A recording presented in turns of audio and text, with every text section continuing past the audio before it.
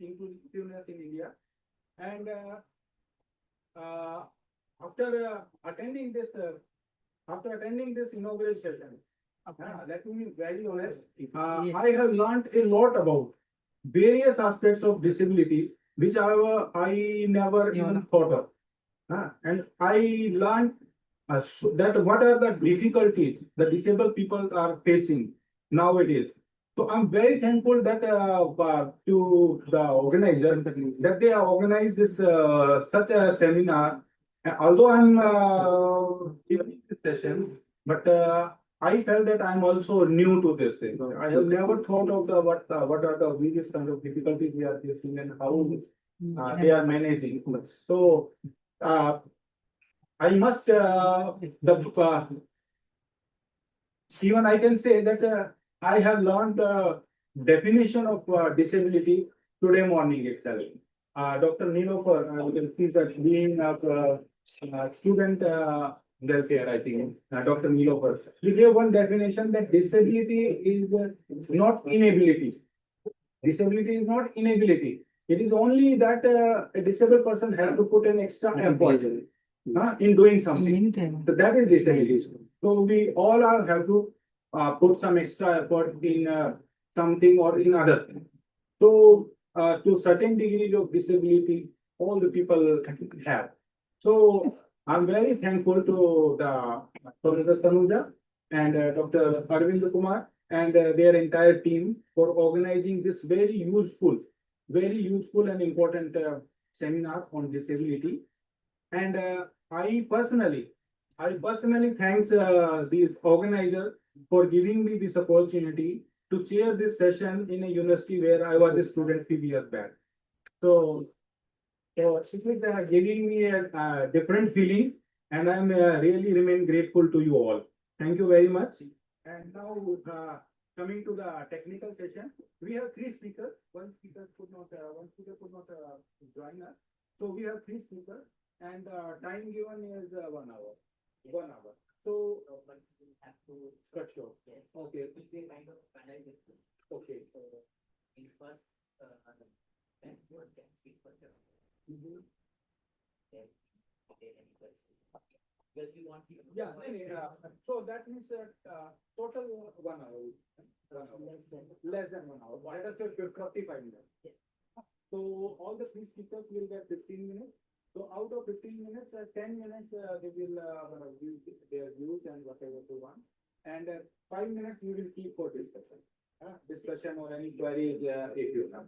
So let me start with our first speaker of this session, and is Professor Smitha Nijar. You are here. Order can change. Mahesh. Yes. Mahesh, you want to first? Okay. So I'm introducing Dr. Mahesh C. Panikar.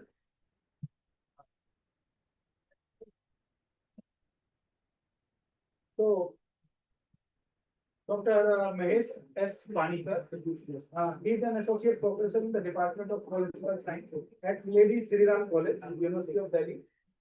His work engages deeply with the intersection of disability, politics, and human rights, with contribution to national and international academic platforms. He is the recipient of Bharataram Research Grant. Bharataram Research Grant. Am I right? Okay.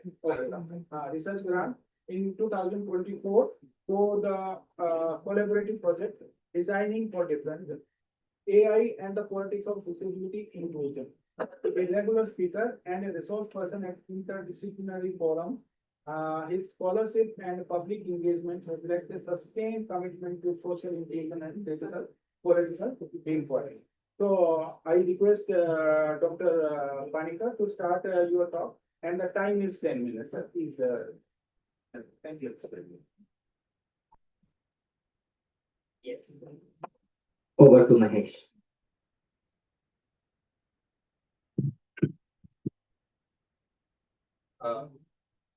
I hope I'm audible. Yes. Yes. Good afternoon, everyone, and it's great to be back in Jamia. This is the first time I'm engaging with this center. Like previously, most association I've been with with our center, where like the Jamia had its refresher orientation programs, the academics improvement programs have been a regular part of that. But this is the first time one has the opportunity to engage with this center and in an event like this, in a panel like this. Thank you so much, the organizing team, for giving me this opportunity. In a panel, where you have eminent speakers, you had sessions in the morning. I would have come from the beginning itself, I would have attended even from the beginning itself. But we also have an academic conference going on in my department. So I have to come in between. So the participation, unfortunately, had to be limited. So the theme for this particular session is disability discourse in India. And along with me in this panel, you have Professor Jagdish Chandra,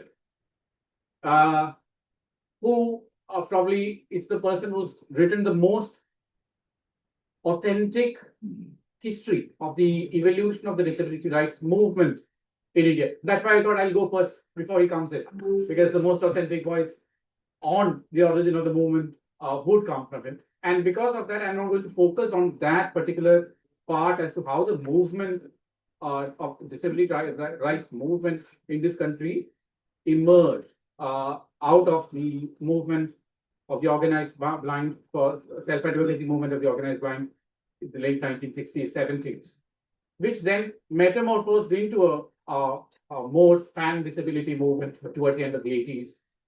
And again, yeah, it's my good fortune to be alongside him and Professor Nisar in this panel, because again, Professor Chandra is one of those founding figures of the Disabled Rights Alliance, which is the first pan disability alliance, cross disability organization that emerged as such. All that happened in the wake of the way I view the emergence of a disability discourse in India, something that I'm not going to focus too much on, but to just quickly foreground discussion for the week. It emerged out of a struggle for recognition. When people who come together have that realization which would stem out of your understanding that the deprivations that you face, which, as I'm sure would have been discussed in the morning, is not a matter of individual deficits. It's not a matter of individual lacking in something or the other.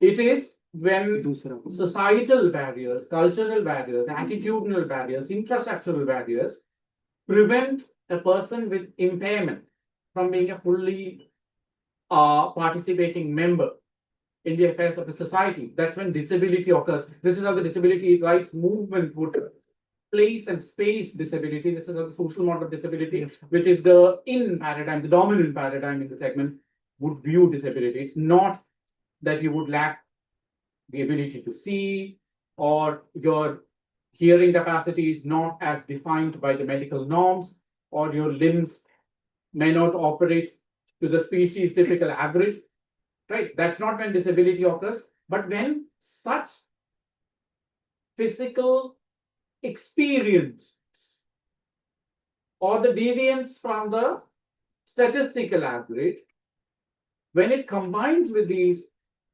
boundaries, with these limitations, deficits, limit your participation as a fully cooperating member, that you become disabled. That kind of an understanding in India developed much later, because the original approach was one of charity welfare. It is with the movement of the organized blind that began to change in the late 60s, 70s, and then acquired a more holistic characteristics in the 1980s. And then, of course, the legislation did help, the DRG did help, the UNCRPD did help, and of course, the latest legislation that now is a decade old, the Rights of Persons with Disabilities Act, the RTD Act as such for 2016, most definitely did help. Now, what that has done to the movement, or how the discourse has taken shape, how it has diverged from the general or more global context is what I would like to focus today. As I mentioned, it is the social model of disability that made disability a subject matter that is a subject matter of deliberations in a context like this, right? When you have a center that looks into questions of social inclusion and exclusion, or when you have with generally humanities, scholars, practitioners, academics discussing disability, that possibility was made possible because of the social model of disability, which is now about he can reach its half century, 50, right? It was in 1976 that the APS had its famous declaration that led to the emergence of the movement itself. But when the social model of disability emerged, it was very clear that the discourse had to be changed, the narratives had to be changed. You need to have a redefinition, a reconceptualization of disability, and as such, the identity of disability as was understood in sense of across disability. So impairment was marginalized, the physicality of impairment, right? Or the phenomenology of impairment was marginalized for the identity of the disabled, which, of course, did lead to tensions within the movement, which I would come to in a moment. But when the DRG or even the movement of the organized blind emerged in the 80s, or the DRG in the 1990s, or subsequent movements, subsequent alliances, whether it is the All India Disability Alliance or the Disability Rights Alliance in Tamil Nadu or other platforms, India's trajectory in terms of defining or understanding, the self-understanding of disability itself has been a more broad-based. It's been, again, my disability background is political science. And I would say the identity that was conceptualized, that of who is the disabled in the Indian context, was a political one rather than, let's say, an ethnic one. But what I mean by an ethnic disability identity is disability as an identity that transforms specificity of impairment, like whether you're blind or you have orthopedic impairment or hearing impairment or cognitive impairment is not what matters. The abstract existence, phenomenological existence of impairment and the subsequent denial of opportunity to be a fully participant member. It is the latter that is all about disability. That's how Western movements understood it. But in India, right from the outset, the understanding was that impairment is definitely a problem. Impairment has to be factored in because impairment specific experiences do characterize your lived experience as a person with disability. Right? And solutions that are made. Those solutions also have to account for impairment specificity as well.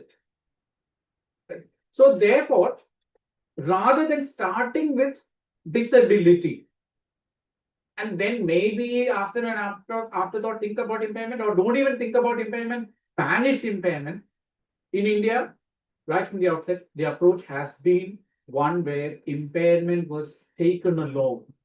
So while there is a larger conformity to the social model understanding of disability, you had the late Javed Abidi even heading the Global Disability Alliance. And being part of these global contexts and global alliances, India, the leaders including or others who have who led the movement at different points of it. This is again not when I say lead the movement, it's not like we have an elected specific leader of a movement. Movements would work like that as well. But leading figures have all embraced impairment. And therefore, one can say starting with impairment and building alliances based on issues.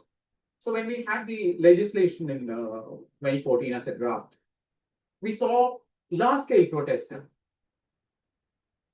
multiple organizations based on addressing impairment specific issues of different categories of came together, formed coordination mechanisms, organized protests, and demanded something better. Which of course subsequent drafts of the legislation tried to accommodate to a great extent. And so the political nature of the identity, unlike in the West, has helped the disability rights movement and the disability discourse emerging from India address questions of intersectionality better, is the point that I would like to submit for your consideration. That has, unlike in the West, again, in the West, gender was a completely marginalized question. In India, of course, disability and gender, or disability and caste, or disability and other marginalized identity questions still need to be addressed more strongly, more firmly, more forthrightly.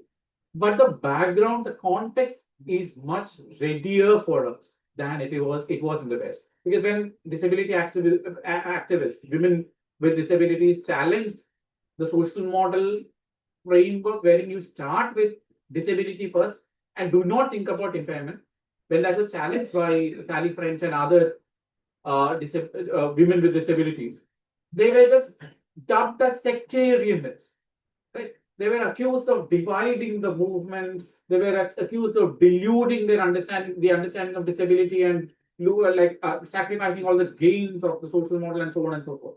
But in India, what we have seen is a progressive inclusion. When the DRG, which I mentioned, was formed, the founding figures included Professor Jagadish Chandran at that stage.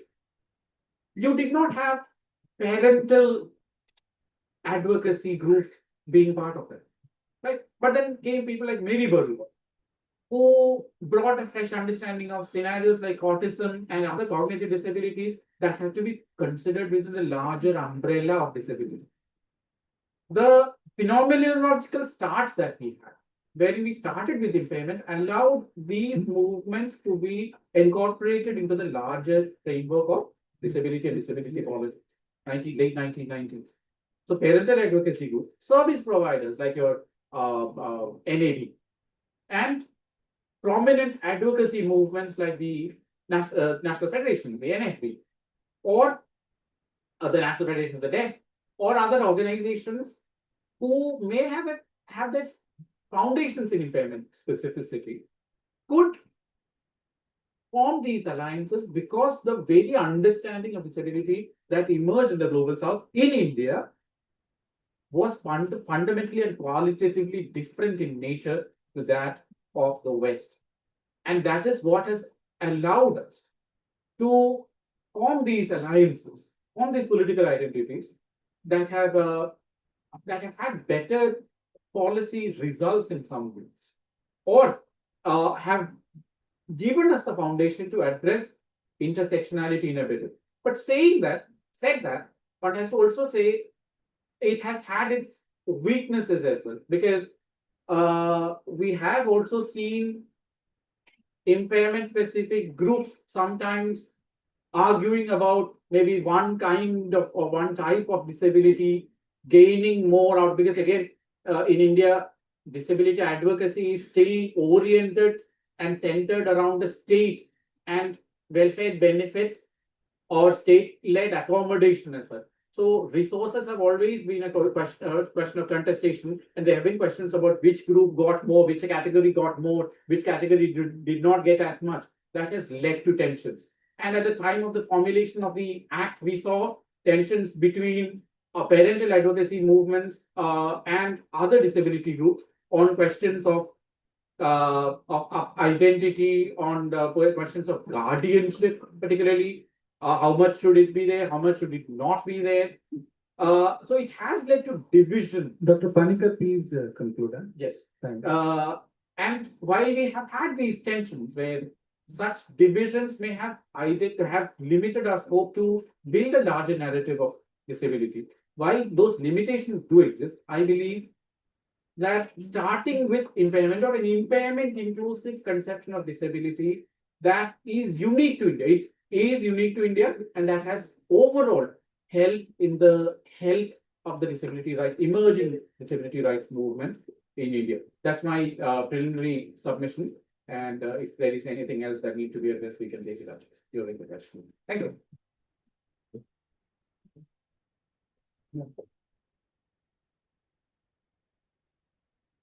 Thank you, Dr. Panikas.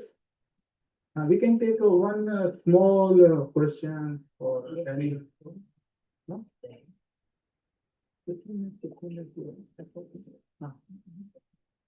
Any question or anything you want to share or suggestion, something, anything? Okay. Okay. So we will take a question. Yeah. Okay. So we are moving ahead with our next speaker. She's Professor Smitha Nijar. No? She's an associate dean and professor at the School of Law, Galgotia University, and founder and head of the Disability Rights Clinic. She's a Fulbright postdoctoral research fellow and NET JRF scholar from Nelsar University of Law, Hyderabad. She has also taught disability law at Syracuse University, USA. She previously practiced at the High Court of Kerala and served as amicus curiae in a landmark 2019 case on disability law. Okay. A pioneer in the field, she authored Contradiction in Disability Law, Selective Abortion and Right. It is published by Oxford University Press in 2016.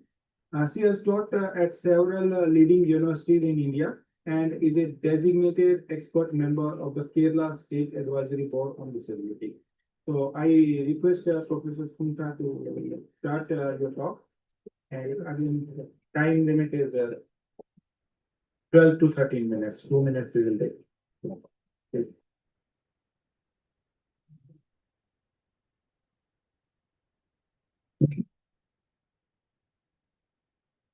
Good afternoon to all.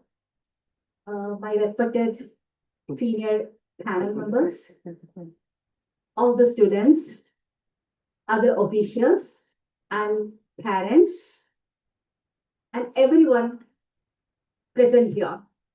I wish you all a very peace, love, and happiness. And I know Hindi is preferred here. तो इतनी लंबे बात करने को मुझे थोड़ा मुश्किल है, तो मुझे माफ कर दीजिए please. I'll be talking in English. So,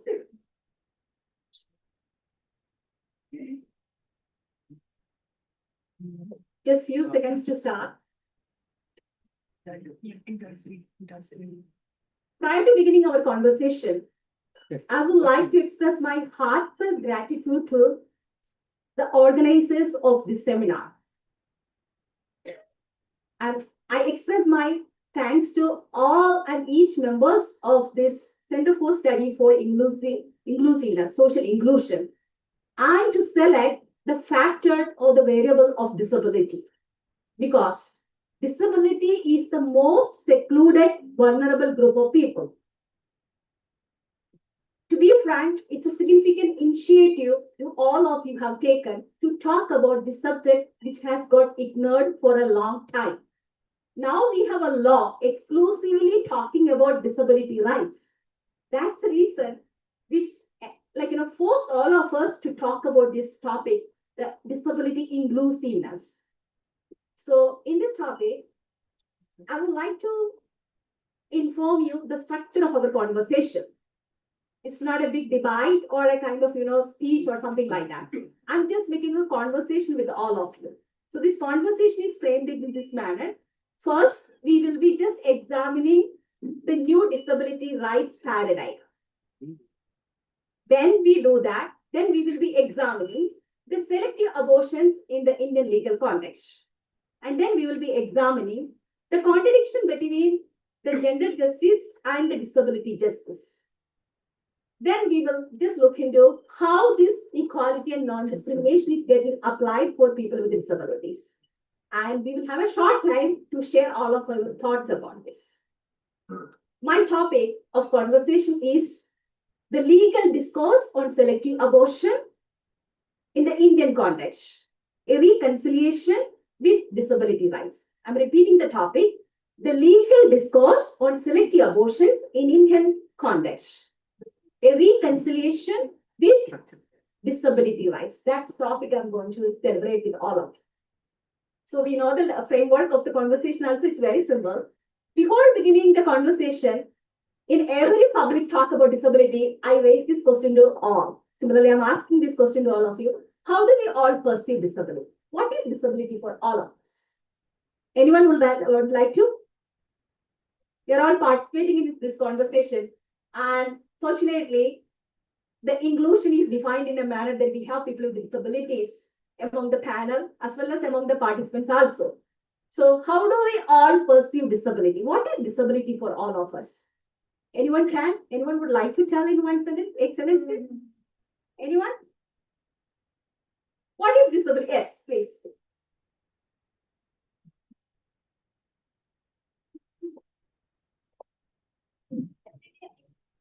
And from back in hundreds of people, they get acquainted about their research, but that comes from maybe the illness something. And in terms of medical model, when we go through social models, consider an infrastructure barrier or something. When we take benchmark dryness or other things, we can accept, but due to infrastructure barriers, we are not accepted certain forms. We can understand disability and the social model. But under medical model of disability, it is also a kind of impairment comes from into the business. We have, if I am disabled, I have certain forms. It is not disabled, non-disabled person doesn't. What's your good name? Roshni. So Roshni is connecting with the medical model, and Roshni is telling, according to the medical model, disability develops out of a kind of disease or something. So it's an impairment. All of us, majority of us would agree with that because that's the way we perceive about disability. Anyone else would like to comment about the disability idea of you? Your personal idea, I'm asking. How do we it's not even about definition. How do we all, when we hear about disability, what do we think? I will share you two of my examples. I was taking a seminar course in Nalsar when I was doing my PhD in disability law. So my topic itself was disability selective abortion. So I was offering a seminar course on Indian disability law. So I had an exchange student from the USA. So she attended my class almost some 3 weeks. After 3 weeks, she told me she wanted to talk to me. So we walked from the classroom till the library. She asked me, do you know, I'm a person with a disability. I was shocked. I delivered lectures 3 weeks in the class, having 25 students, and I was not aware I was having a student with a disability in my class. And she talked to me and she told, okay, the lectures you were delivering was very empowering because I was talking about the new disability rights paradigm. That's the reason I wanted to talk to you. I'm a person with a disability. I have traumatic brain injury, TBI. TBI is a category of disability in the USA. She met with an accident and she was unconscious for many years and she lost her memory. And then she regained her memory and everything. But even now, she is facing a kind of challenge for her memory. That is what TBI. So she may forget me sometimes. If she gets trauma, she may forget me. So then I was learning a new disability. I was not aware about TBI as a disability till that age. And I was not aware, even though I was a JRF disability scholar at that age, I was not aware disability is invisible as well. See, we want to look at impairment, we can find out they cannot do anything. These are our perceptions. But you see, in my class, I was having a student with a disability as a big scholar, I couldn't identify. And she felt comfortableness to reveal her identity because I talked in the right perspective. Then only she felt comfortable to come and talk to me. Okay, I have a disability, revealing her own identity of disability. That's the way we perceive disability. And one more example, I'm telling you to get all of you into the perception of disability. I'm part of an organization. I hail from Kerala. I am part of an organization from Kerala it's a trust. We take care of abundant parents. We get abundant parents from Rod and all those. We take them to our organization. We give them shelter and we give them some kind of training and all those for making some income for their own survival. So after I joined my organization, we started taking people with disabilities also, because even if it is a 100% is a literate church state, we have abundant people with disabilities also there. So we got few people with disabilities, particularly women with disabilities. So at that time, we organized a program in Bahrain. And we have a school also there. Students with disabilities are also studying. So they were performing a drama. We got a sponsorship from few Malayalis, NRI Malayalis in Bahrain. So we were organizing this seminar and this big program at Bahrain. So I just wanted to have a platform for my students with disabilities from my school to perform this drama at High Court of Kerala. So I went and talked to the secretary of the Bar Association. And the first response from my lawyer friend was that, how many students are there? I told more than 25 students in the drama. He said, yes. How will they all come from Calicut to Ernakulam?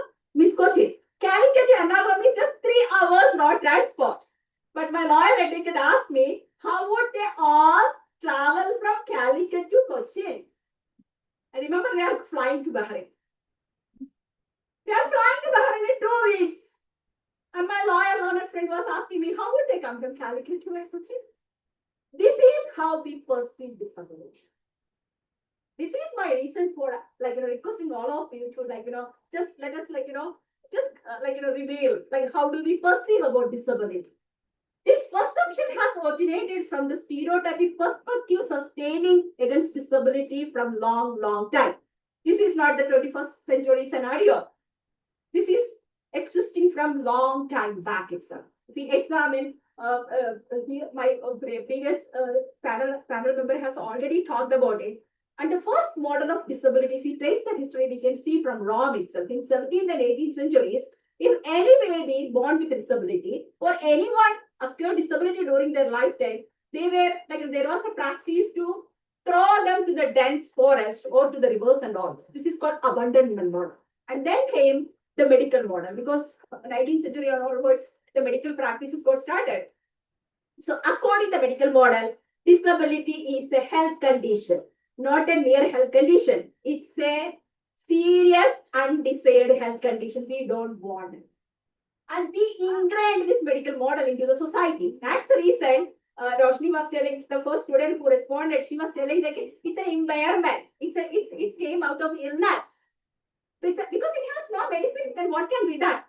So that you have to terminate them before the birth itself.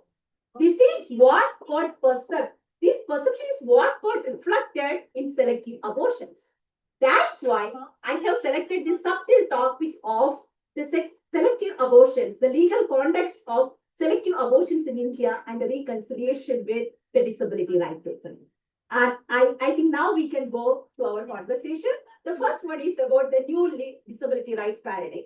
So the perception you already told. None of us like to have disability for anyone around us. Am I true or not? Whatever may be the kind people we are, whatever may be the nice people we are, whatever may be the big heart we are all having, we truly do not want to have disability for anyone around us. If anyone has no opinion, please let me know. I'm sorry that these are being so frank, because this is so kind of open conversation for social inclusion, so we need to be true. So that's anyone? No, because that's a perception ingrained in us. That's why we have to talk about this selective abortion also, how law is perceiving it and how are we got ingrained in it. Okay. So this perception was getting sustained for a long time. Finally, there was a demand from people with disabilities that we need an exclusive law which recognizes human beings, equal human beings. That's why the UNCRP, the UN Convention on the Rights of People with Disabilities, got enacted in the year of 2000.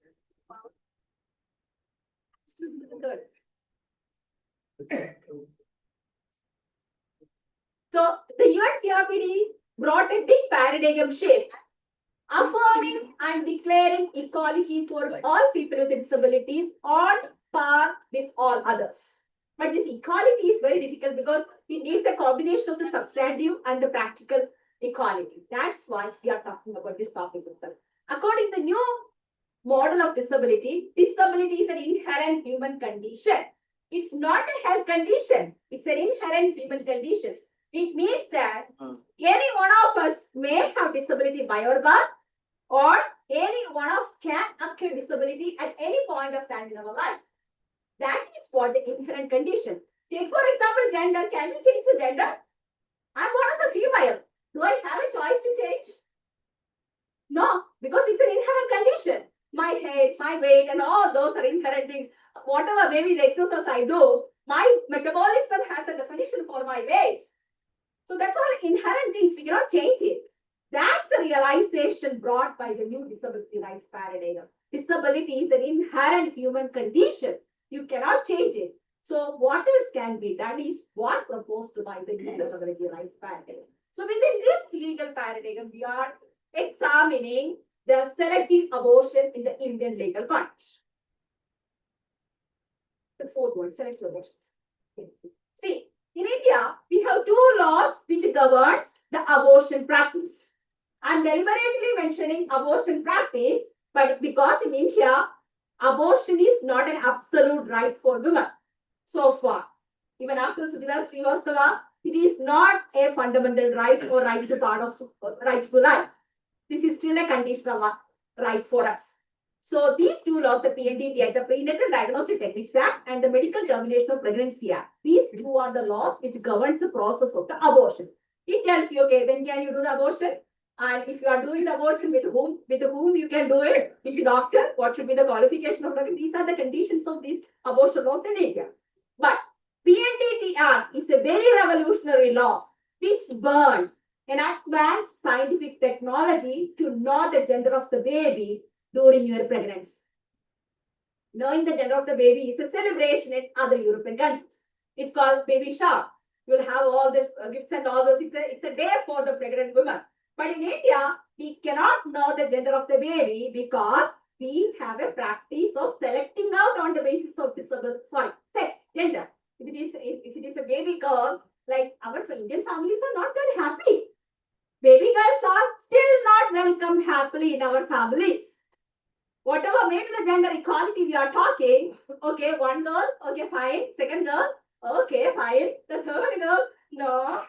So then the third, of course we need a baby boy, not a girl again. That shows the patriarchal attitude of Indian society. That's why PNDT Act is a revolutionary law which prevented using a scientific technology to know the gender or to exercise your reproductive right. Knowing the gender of your baby is part of your reproductive right if we talk in a liberal manner in other countries. But in India, it's not permitted just to establish gender equality and gender justice. But the problem is that the very same law is permitting selecting out disability. Go to the PNDT Act, which tells that the section 3 of the PNDT Act tells, okay, you cannot use any prenatal diagnostic techniques to know the gender of the baby.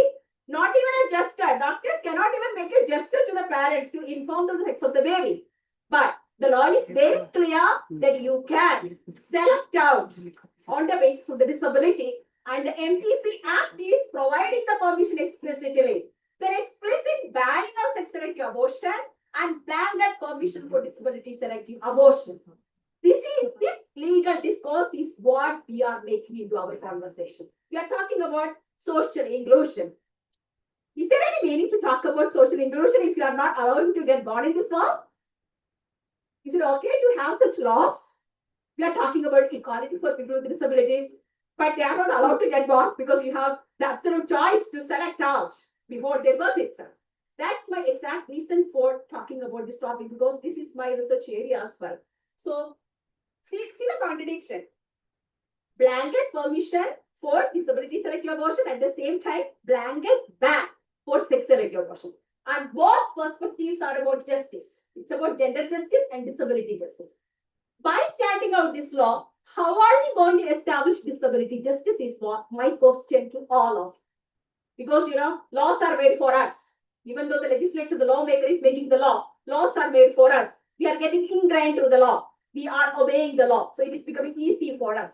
So then how do we change the perception, that stereotypic perception, to embrace the new disability rights paradigm introduced by the universal law as well as the Indian domestic law, which got enacted or which got framed in accordance with the UNCR. This is the legal framework we are making this within this legal framework we are making this conversation. Let us see one more point. Now we are next. Now we are totally going into the law, how the legal perception got established for gender justice and disability justice. See, for sex selective abortion, the reason for banning sex selective abortion, the first reason is that sex selective abortion or female femicide is a malicious social prejudice. If we do that, it is violation of equality for women. We cannot do it at all. But that perception is not available for disability because disability selective abortion is a legitimate prevention strategy. Because none of us want disability. None of us want people with disabilities around us, literally, Charlie. So that's we see the reasons. Malicious social prejudice for sex selective abortion, but for disability selective abortion, it's fine. It's legitimate action. You don't want disability. See the second reason. If we allow sex selective abortion, it manifests gender bias and it's discrimination against women.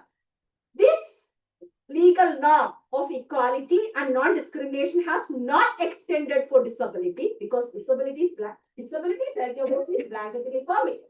And see the third reason. Sex selective abortion is bad because even denying the reproductive choice. You cannot even know the sex of your baby. If it is a female girl, baby girl, you cannot know. Denying reproductive choice explicitly, but it doesn't matter. Even by denying the reproductive choice, gender justice should be established is the norm behind the ban of sex selective abortion. At the same time, it's affirmation of reproductive choice for disability selective. You have the choice. See the contradiction. For knowing the gender of the baby, it's reproductive choice, but to select a disability, it's not a third. It's the biggest part of your reproductive choice. You can do it. You do it. And legally, a kind of big permission for you by them. And the fourth reason is that, okay, if you are continuing with sex selective abortion, it's about the human dignity and value of human life. Think about all those theories. Aristotle, Plato, and all those were talking about the human value. Just being a human being is the most biggest thing for all of those biggest philosophers. But that is not applicable for disability because disability selective abortion is permitted for the reason of constructing a better society. Again, our perception of disability. None of us would like to have a person with disability around us. Truly speaking, Teresa, we need you. Oh, here, I'm just telling you the other side. So that's what we believe. So that's why the construction of a better society is with disability selective abortion. You select out before they are born, so that we can construct a better society. And the last reason is that, gender is always considered as a human condition, but disability is not considered as a human condition. This is where the UNCRPD has brought a new legal paradigm telling that this is an inherent human condition. Treat them as equal human beings. They are all like others. And from today's conversation itself, we can know how we all perceive this disability, how far we are all from this new disability rights paradigm. We heard a lot of talk, okay, God-given gift, God-given skills. Nothing of that. It's not, and if you are believing in God, all of us are created by God. If you are not believing in God, we are all born with that scientific process of our parents. That's all. That body process of our parents. That's all. But you might have heard a lot of talk today. Okay, oh my God, the person was making chawal and dal and all those. It's a surprise for us. Why? Why is it a surprise if a person with blindness is making chawal and dal? It's about ableism. We are all, the majority of the society is following ableism. From that ableistic talk, we have treated them differently. We have discriminated them. Now we have the new legal paradigm where we have to treat them equally. Then we are getting to know they are God-given, they can do everything. We are surprised because we have this negative perception about their ability. Ableism is the concept we are carry forwarding to assess the ability of people with disabilities. Are we assessing ourselves? I am such a bad cook all the time. Will anyone assess my cooking capacity? No, because I am considered as a normal being. Absolutely, I am not normal. So, the normalcy and abnormalcy. Disability's nomenclature is always abnormal. In any law, you can see the term abnormal. I was part of making the new law that is in the right, the RPWD Act, Rights of Person with Disabilities Act. So we want to remove all those impairment. So we put the term people with disabilities. This was the acknowledged term in the UNCMPD negotiation. When the law was submitted, the draft was submitted to the executive branch. The first exercise they did was removing people with disabilities. They added all the impaired term there. Because the executive branch people are very learned people, but they haven't done with this new legal rights, new disability rights paradigm. So for them, disabilities are impairment of us. So that's why through this legal discourse on sexual active abortion, we can know how the law has framed and see all these abnormalities, the same things. And next. The last one. Yeah, just back. Yeah, see. This is how disability is perceived by the law and the society. Disability is an abnormality, but the new legal paradigm is telling no, it's an inherent human condition. And the other one is that incapacity. People with disabilities are incapable human beings. No, the new legal rights paradigm is telling they are equal on par with all others. And elimination will be the better. That's what disability selective abortion. No, you provide with reasonable accommodation for them. Accessibility, inclusiveness, all those comes under reasonable accommodation. We were talking about social inclusion. Do you know when we went for the lunch and we have people with disabilities also among us, and the people with disabilities were carrying their lunch and they were not able to find out a seat. And it's our responsibility to provide reasonable accommodation for them, to arrange the tables around us. Since I was went on to Jagdish sir and the other friend, Dr. Ali, I was with them. We were not known to others. So they were sitting alone at the sofa, not on the dining table. So I was thinking, my God, we are conducting a seminar on social inclusion, but they were secluded there itself. So in each of our daily life, if we think about this, we ourselves can provide.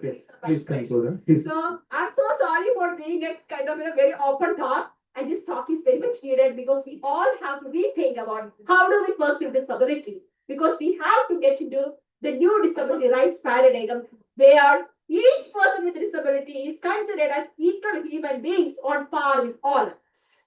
With this, I would like to raise one question. The last one. Thank you, Kevin. Do you all agree with this disability selective abortion law? Do we have to select out them before they born? Is my question to all of you. Think over it. We can have a kind of short time for deliberating on this question. Thank you all. Thank you so much. I think it is same kind of debate, if I'm not wrong, like on euthanasia, mercy killing. I think we can have similar type of debate on this, whether we should, if a person is suffering and cannot be treated, then why not to go for? Let's a lot can be discussed over it. So thanks, Professor for your nice talk. Now the next speaker of the day is Dr. Jagdish Chandra. Dr. Jagdish Chandra.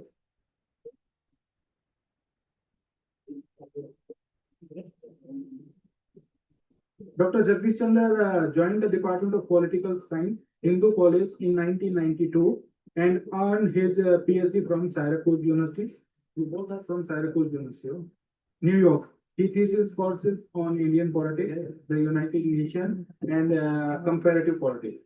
He has contributed chapters to edited volume published by leading international presses such as Routledge, Peter Lang, and the University of Illinois Press. He has delivered invited lectures and presented papers nationally and internationally on Indian politics and disability rights.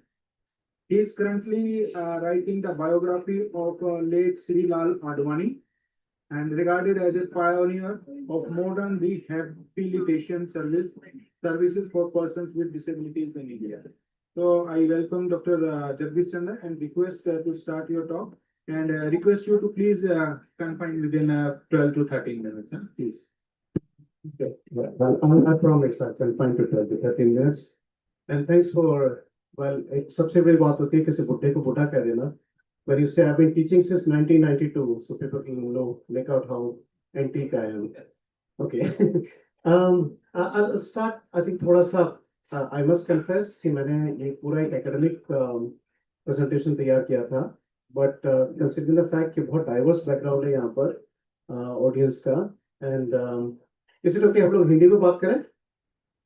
अच्छा ठीक है, okay. मैं अंग्रेजी बोल लेता हूँ, लेकिन बहुत मजबूरी में बोलनी पड़ती है, इसलिए बोल लेता हूँ, बट हिंदी मीडियम में पढ़ा हूँ, सरकारी स्कूल से, ब्लाइंड स्कूल्स में, इसलिए आई थिंक आती है काम चलाओ अंग्रेजी, लेकिन मजबूरी में बोलनी होती है तो बोल देते हैं। Okay, anyway, I think people can relate much better here.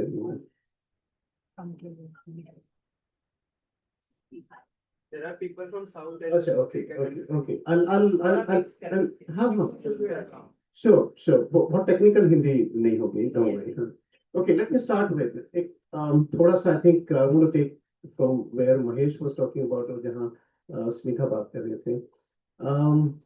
ये वर्ड आप लोग, हम लोग शुरू से वर्ड सुबह से सुन रहे हैं, वर्ड डिसेबल्ड। अब आम आदमी के लिए सुनने में बड़ा अटपटा सा है, क्योंकि इंडियन डिस्कोर्स की बात हो रही है, disability discourse in Indian context, तो हमें उसी कॉन्टेक्स्ट से आई वांट टू स्टार्ट कि हम हिंदी में क्या वर्ड यूज करते हैं और इंग्लिश में क्या करते हैं, और क्या वर्ड एक्सेप्टेबल है।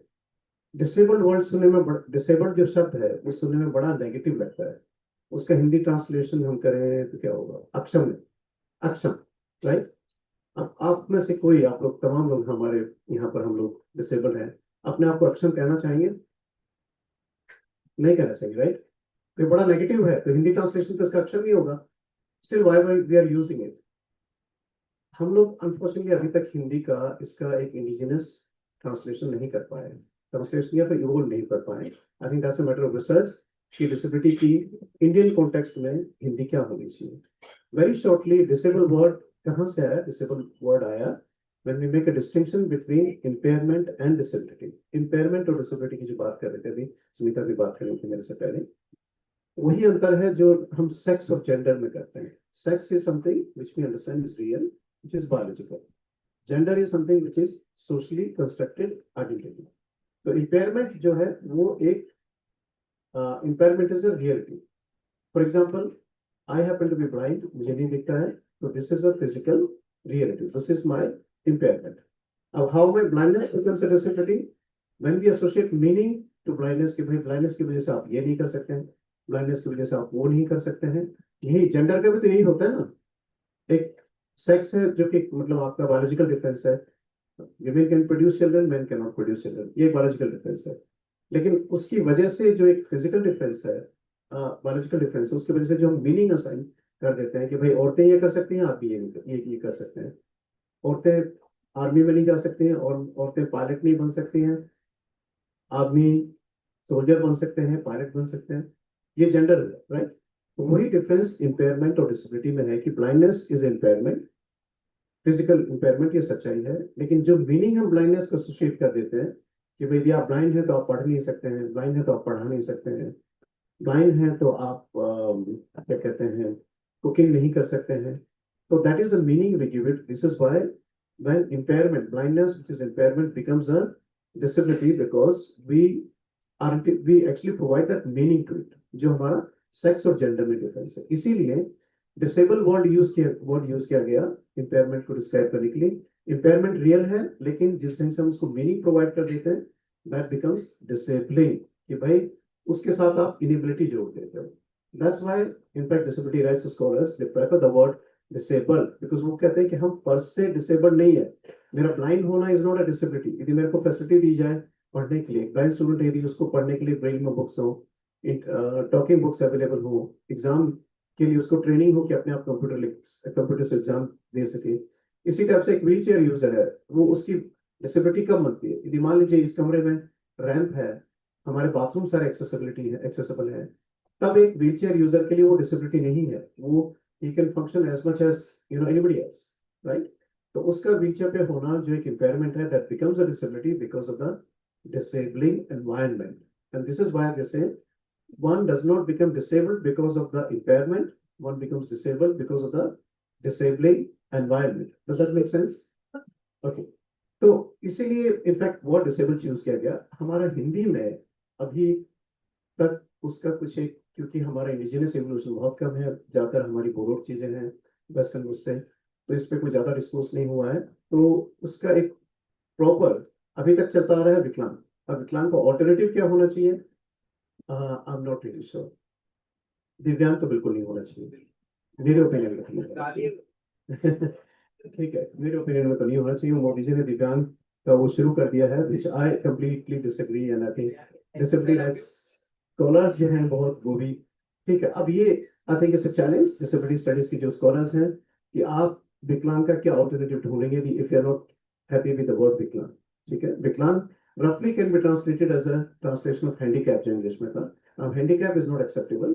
The word handicap has been replaced with the word disabled, and I explain you reason why the word disabled has been chosen right now. Okay. Anyway, moving fast quickly, coming to the Indian context once again. हम लोग भारत का जो एक पूरा Indian discourse है disability पे, उसको यदि हम देखें तो हम दो पर्सपेक्टिव से देख सकते हैं। एक तो सिविल सोसाइटी, एक state. Okay, coming from political science background, this is how I would like to look at it कि सिविल सोसाइटी का क्या पर्सपेक्टिव रहा है और स्टेट का क्या रिस्पॉन्स रहा है। सो सिविल सोसाइटी की जब हम बात करते हैं तो रिलीजन हमारे लाइफ का बहुत बड़ा पार्ट है। यदि हम हिंदुत्व की बात करें तो आपको क्या लगता है disability is associated with what? Hinduism की बात करें सर, नॉट कर्म। आप विकलांग हैं, डिसेबल हैं इस उम्र में क्योंकि आपने पिछले जन्म में कुछ बुरे कर्म किए, राइट? तो दिस इज हाउ हमारा जो ट्रेडिशनल पैराडाइम है डिसेबिलिटी का, it comes from that Manu ने इनफैक्ट डिसेबल लोगों को अशुभ माना है। इफ रीड उनका आप मनु स्मृतियां पढ़ेंगे तो उनका कि जो ऐसे लोग हैं डिसेबल्ड हैं, ट्रांसजेंडर हैं, इन सबको हवन से जो पवित्र क्रियाएं होती हैं उन सब से, इवन महिलाओं को भी शायद वहां से निकाला जाना चाहिए। ठीक है, anyway, वो तो खैर मनु की बात हो गई। लेकिन वैसे आप देखेंगे हिंदुइज्म का प्राइमरली हमारा कर्मा धर्मा पुण्य ये सब हमारे सिद्धांत है। उस हिसाब से देखा जाए तो डिसेबिलिटी हमारे पापों का कर्म है, पापों का रिजल्ट है पिछले जन्म का, राइट? मेडिकल पीरियड में थोड़ा इस्लामिक इम्पैक्ट हुआ and I don't know how much impact did it really make and मेरा नॉलेज बहुत लिमिटेड है इस्लामिक उसमें। I think there is need for much more studies, बहुत लिमिटेड स्टडीज हुई है कि how disability is viewed in Islam. लेकिन मेरा बहुत एक सेकेंडरी सोर्सेस से जो बहुत बेसिक अंडरस्टैंडिंग है उसमें शायद ये कहा जाता है कि एक व्यक्ति विकलांग बना है क्योंकि अल्लाह उसको चाहता है कि वो स्ट्रॉन्ग हो and he is capable of dealing with his disability. Again ये मेरा बहुत ही बेसिक अंडरस्टैंडिंग है ना, please this is not authentic, but I would still find ये थोड़ा सा प्रोग्रेसिव अप्रोच है as compare to the karma theory, right? Then comes the Christianity का इम्पैक्ट कॉलोनियल पीरियड में। क्रिश्चियनिटी डिसेबिलिटी को कैसे देखती है कि भाई कुछ लोग गरीब लोग हैं, विकलांग हैं, असहाय हैं and it's a mission of the God to help that. तो यहाँ आ जाता है आपका चैरिटी बेस्ड अप्रोच। ठीक है, तो हमारा discourse basically Hinduism, in a very limited way Islam and to a great extent I would say action में जहाँ आया वो क्रिश्चियनिटी से डोमिनेटेड रहा है प्री इंडिपेंडेंस पीरियड में। पोस्ट इंडिपेंडेंस पीरियड की हम बात करें, पोस्ट कॉलोनियल सोसाइटीज का मैं अपने स्टूडेंट्स को हमेशा एक बेसिक टिप से मैं स्टार्ट करता हूँ। If you look at post colonial societies, उसमें जो भी लीगल डेवलपमेंट्स प्राइमरली होते हैं they can predominantly be associated with two factors. One, colonial legacy, and second, current international influence. और हम देखें कि हमारा जो डिसेबिलिटी का स्टेट का जो रिस्पॉन्स आया वो again I think was definitely influenced to a great extent by these two factors. Immediately after independence by colonial legacy and currently I would say still say बार बार अभी भी स्मिता ने कम से कम 7-8 बार यूएनसीआरपीडी की बात की होगी अपने उसमें। यूएनसीआरपीडी का इम्पैक्ट हमारा जो लेटेस्ट डिसेबिलिटी लॉ है 2016 का आरपीडी है, उसको आप कहीं ना कहीं कई जगह तो आप देखेंगे बिल्कुल कॉपी पेस्ट किया हुआ है यूएनसीआरपीडी से। तो it's basically the result of that ultimately we are having it. So going back to the immediate post independence period, हमारा इम्पैक्ट बहुत कम था, कॉलोनियल स्टेट का ज्यादा इन्वॉल्वमेंट नहीं था। प्राइमरली जो कुछ काम हुआ डिसेबिलिटी फील्ड में वो क्रिश्चियन मिशनरीज का हुआ। First school for the blind, 1887. First school for the deaf, 1884. They were all opened by Christian missionaries. और जो कुछ काम हो रहा था predominantly it was carried out by Christian missionaries. Colonial state ने खाली 2 काम किए। 1943 में एक हॉस्टल खोला, hostel for the war blind Dehradun में, और वही बाद में बन के आपका आज national institute of the visually handicap बन गया बाद में, जो कि which was the first national institute on disability. Now we have 7 of them. एक रिपोर्ट तैयार की गई, रिपोर्ट ऑन ब्लाइंडनेस 1944 में, and that report basically became the basis of post-independence period policies, जो भी disability thing हुई, वो काफी तक चलता रहा। धीरे धीरे एक disability rights का कॉन्शियसनेस आने लगा और एक डिबेट ऑफ एंड फॉर का डिबेट शुरू होने लगा। ऑफ एंड फॉर का मतलब ऑर्गेनाइजेशन ऑफ द डिसेबल्ड और ऑर्गेनाइजेशन फॉर द डिसेबल्ड। जो हम बात मिलकर इस पर बात करते हैं, who has the right to speak for who. Mostly जो काम रहा शुरू के 2 डेकेड्स में 1940, 50, 60s में, it was basically carried out by the organization for the disabled. Okay, there's a National Association for the Blind था, Blind Men's Association था। These were organizations for the disabled, कि आप जो देखने वाले लोग हैं वो एक एनजीओ चला रहे हैं सेवा करने के लिए ब्लाइंड लोगों की।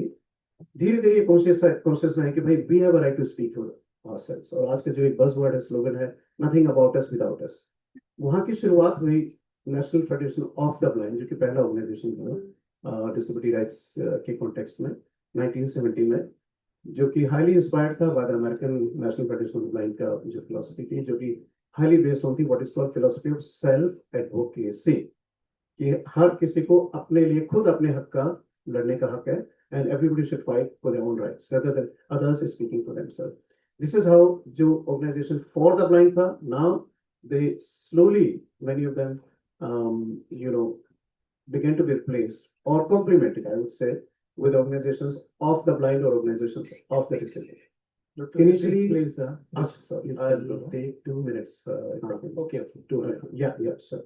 So बाद में क्रॉस डिसेबिलिटी राइट्स का भी डेवलपमेंट शुरू हुआ 1990s से, और यूनाइटेड नेशंस की पहला PWT एक्ट पास हुआ 1995 में। That was the result of the disability rights perspective. उसके बाद 2008 में India signed and ratified the UN convention on rights of persons with disabilities, और फिर ये कहा गया कि अब हमारा जो लेजिस्लेशन है it should be in compliance with the UNCRPD, and this is how we have the law RPD Act 2016, which I said predominantly is based on the philosophy of UNCRPD।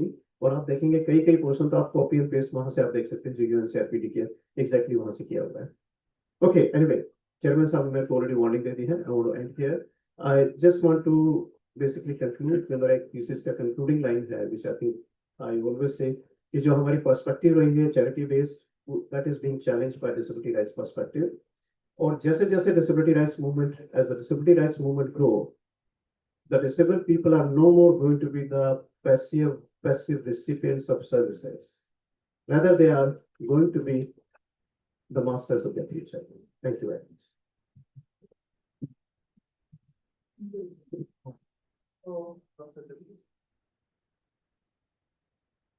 Now, considering the time constraint, we can take 1 or 2 quick questions to any of the 3 speakers. You can ask if you want, or any suggestion or something you want to share something. Anyone, please raise your hand. Yes, please. Please.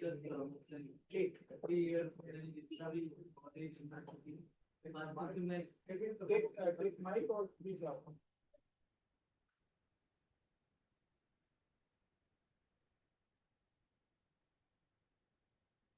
Hello, अस्सलामुअलैकुम। मैं Islamic studies से PhD कर रहा हूँ। तो हमने मदरसाओं में, खुद मैं एक बचपन में एक मदरसा में था, एक 6 महीने के लिए।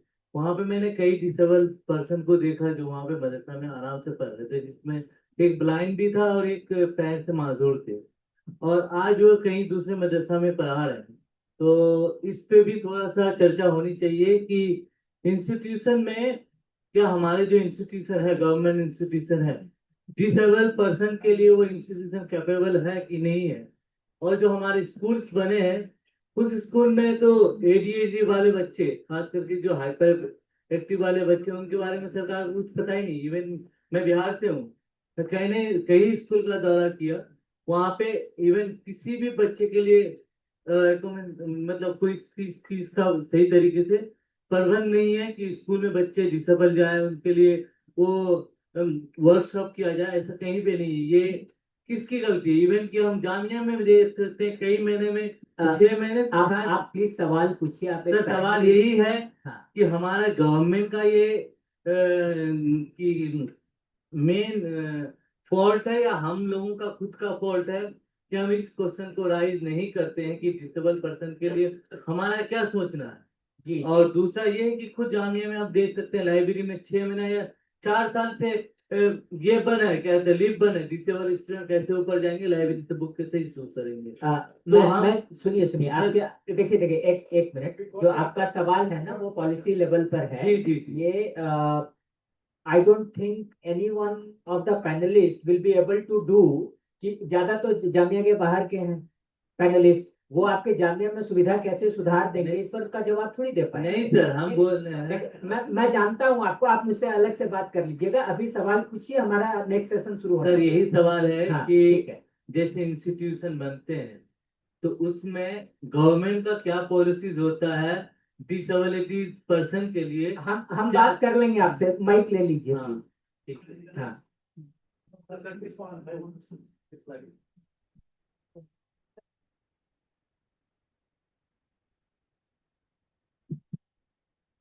yes Dr. Jagdish will respond to this.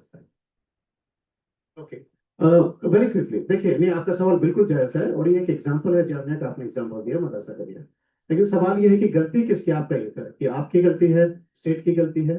I would say definitely state की गलती है।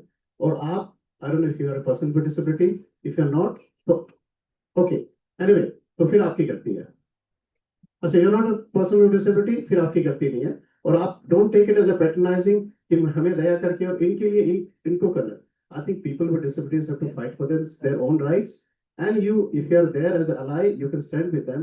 But ultimately, हर किसी को अपना बैटल खुद ही लड़ना होता है। औरतों ने फेमिनिस्ट मूवमेंट के लिए अपना खुद बैटल लड़ा है। और it's all about, it's a matter of disability rights. जैसे जैसे आपका disability rights movement grow up होता है, वैसे ही स्टेट पे प्रेशर पड़ता है, and this is how things are done. ये चीजें चैरिटी में नहीं मिलती है, चैरिटी में मदर टेरेसा मिलती है, मदर चैरिटी में हक नहीं मिलते। And every university has a equal opportunity, sir. Have you ever reached there, then discussed, and have you ever requested them that we need these facilities? I think if you go there, you will find a solution. I think the university will provide whatever is. That's what in the morning also they were saying. Yes, just one, because somebody raised जैसे JNU की library में Helen Keller unit है, तो हमारी dean academics में भी और registrar साहब ने भी ये बोला कि उस पर कोई MOU और वो होने वाला है, तो हम कोशिश कर सकते हैं। तो जाहिर है कि जिस वक्त इस बारे में कोई अवेयरनेस नहीं थी, जिस समय आप जेंडर की यदि बात कीजिए तो JNU में GSS 96-97 में बन गया, तो ये तो जाहिर सवाल है कि जामिया में बहुत बात बना, पर जब बना तब तो बना ना, और अभी और भी ढेर सारे आपको इंस्टीट्यूशंस मिलेंगे जहाँ नहीं बना। तो सिर्फ सवाल पूछना एक अच्छी ही बात है, वहीं से शुरुआत होती है डिबेट की। Thank you for that question. Yes please. Good afternoon. I have a question from Professor Samita. My name is Dheeraj. I'm a final student of MA Conflict Studies. So my question to you that I'm going through this act, the PWD Act of 2016. So there is a provision in the act, section 84 and 85, which talk about the special courts. But I'm a practicing advocate. I don't find any such courts or such public prosecutors in the courts. So what's your comment on that?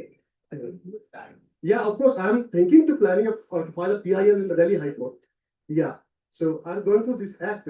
Thank you. Relates to his question. Yeah, You do not have such facility. yeah. So yeah. So there's a provision, but I don't find any.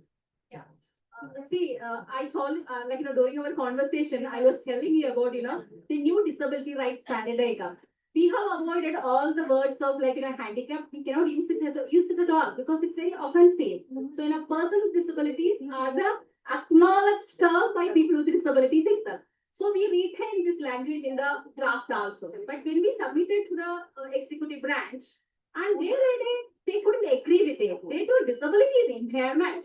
So we cannot avoid this term impairment at all.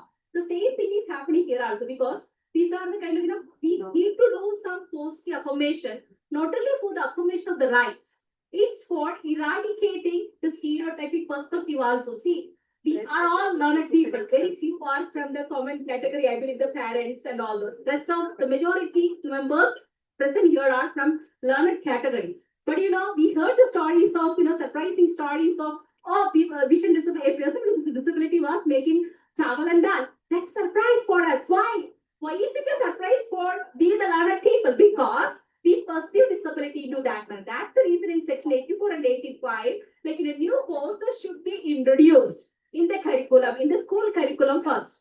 I was talking about this to Professor Jagdish sir because children are very innocent. They will not get into this kind of prejudice and all those at the first. So we can start from the school itself, introduce this new legal rights paradigm, disability rights paradigm from the school, so that some students with disabilities will also be there along with them to do the education. And special education is not needed. When we do the special education, they are secluded. And we are not learning how to deal with disability. We do not even know what to talk about disability. In order to get out of this stereotypic perspective or this, the social prejudice sustained in our life, we need to have these kind of courses. And I will tell you another story. I am teaching in Delgortias University School of Law. I have introduced a course, Access to Justice and People with Disabilities. And Dr. Neha from School of Faculty of Law, Delhi University, has came for the Viva for this course. And she was so surprised to see the answer, to hear the answers given by the students. They were changing from that, the charity perspective, religious perspective, and all those to the rights perspective. It's not that they are law students. It's because we taught, someone was delivering lectures, someone was conducting seminars on new disability rights perspective. That's the reason my law students were able to answer the Viva examiner into the rights perspective manner. That's the reason for this 84 and 85. How we can introduce these kind of courses in the curriculum, school curriculum and the college curriculum, so that we will start deliberating on it. And today, of course, I'm sure I just talked about a very subtle topic which you never hear sometimes, disability selective abortion. Because disability selective abortion is very unproblematic for all of us. But today onwards, you will start thinking about it for sure. Yes. This is the purpose of section 84 and 85. And we have to make initiative for this, for many things. Yes, please. If I may just add, we do have courses. Ambedkar University, Delhi, they do have a program on disability studies. In Delhi University, Department of Sociology has a course on undergrad course in the new education policy. We have a course running on disability studies as part of the generic elective pool that's open to people. There are the political science department used to have a course that's now it's getting remodified. It will come probably in a year or so.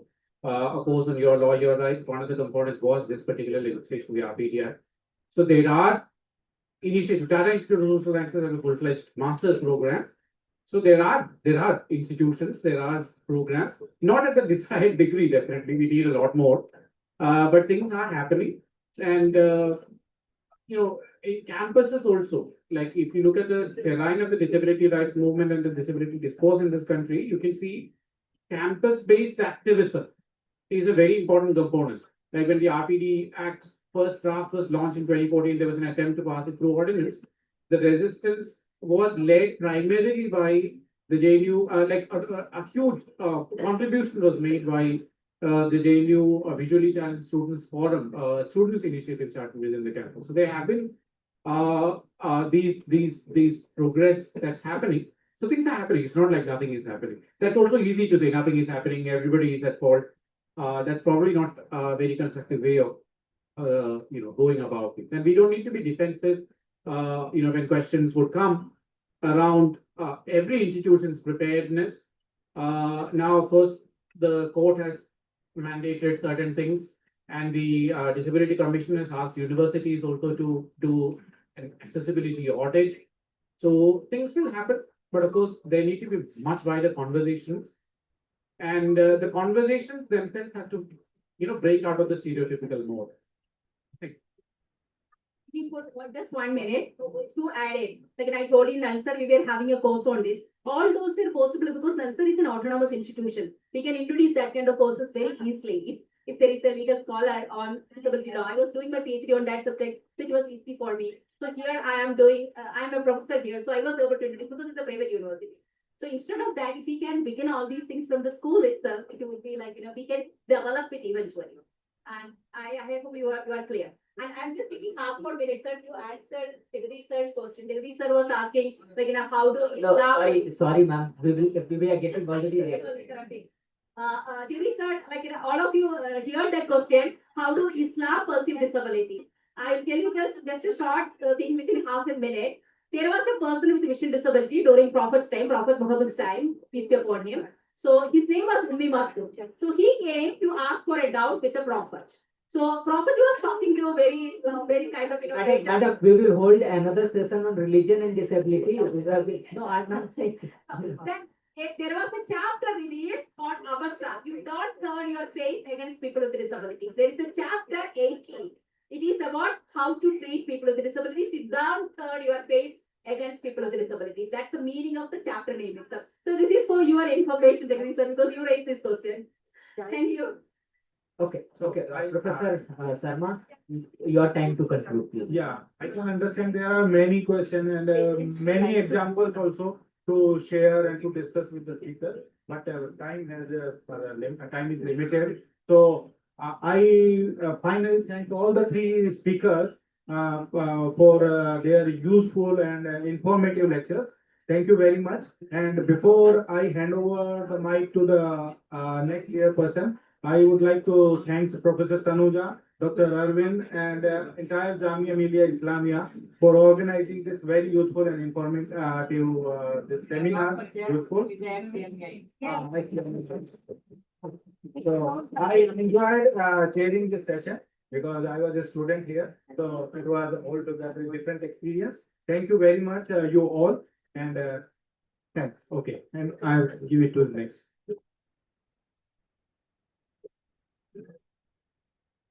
We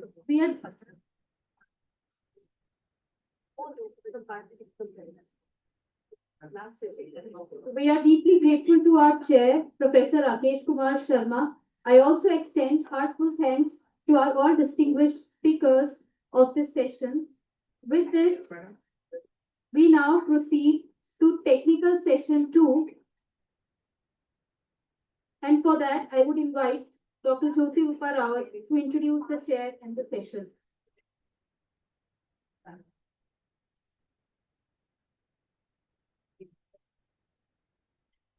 Good afternoon.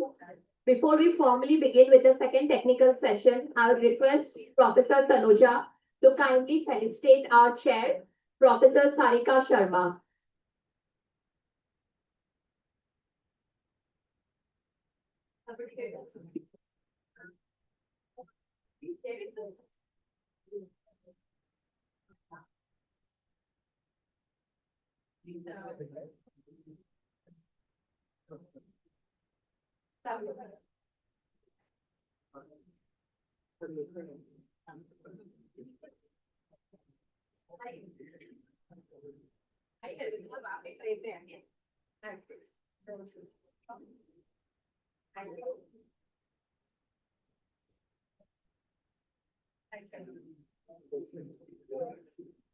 I request Professor Tanuja to kindly felicitate Dr.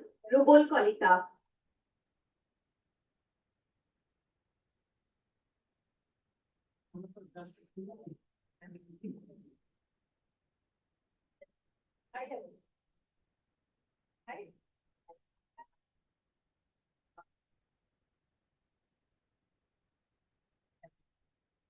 Ma'am, you are requested to kindly felicitate Dr. Mohammad Tanveer.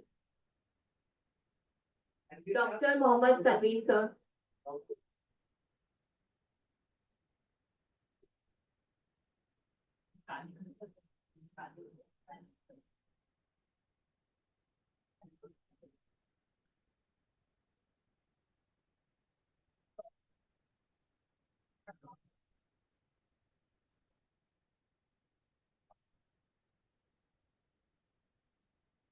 Ma'am, please felicitate Mr. Faisal Ashraf Nomani.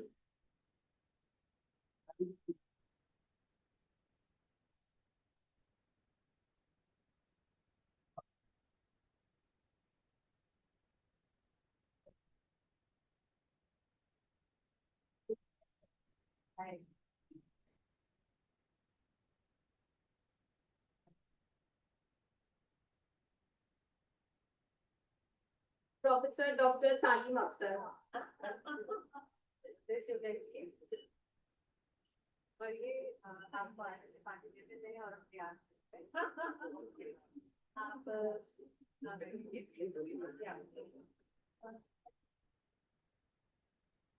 Mr. Faisal Ashraf Nomani.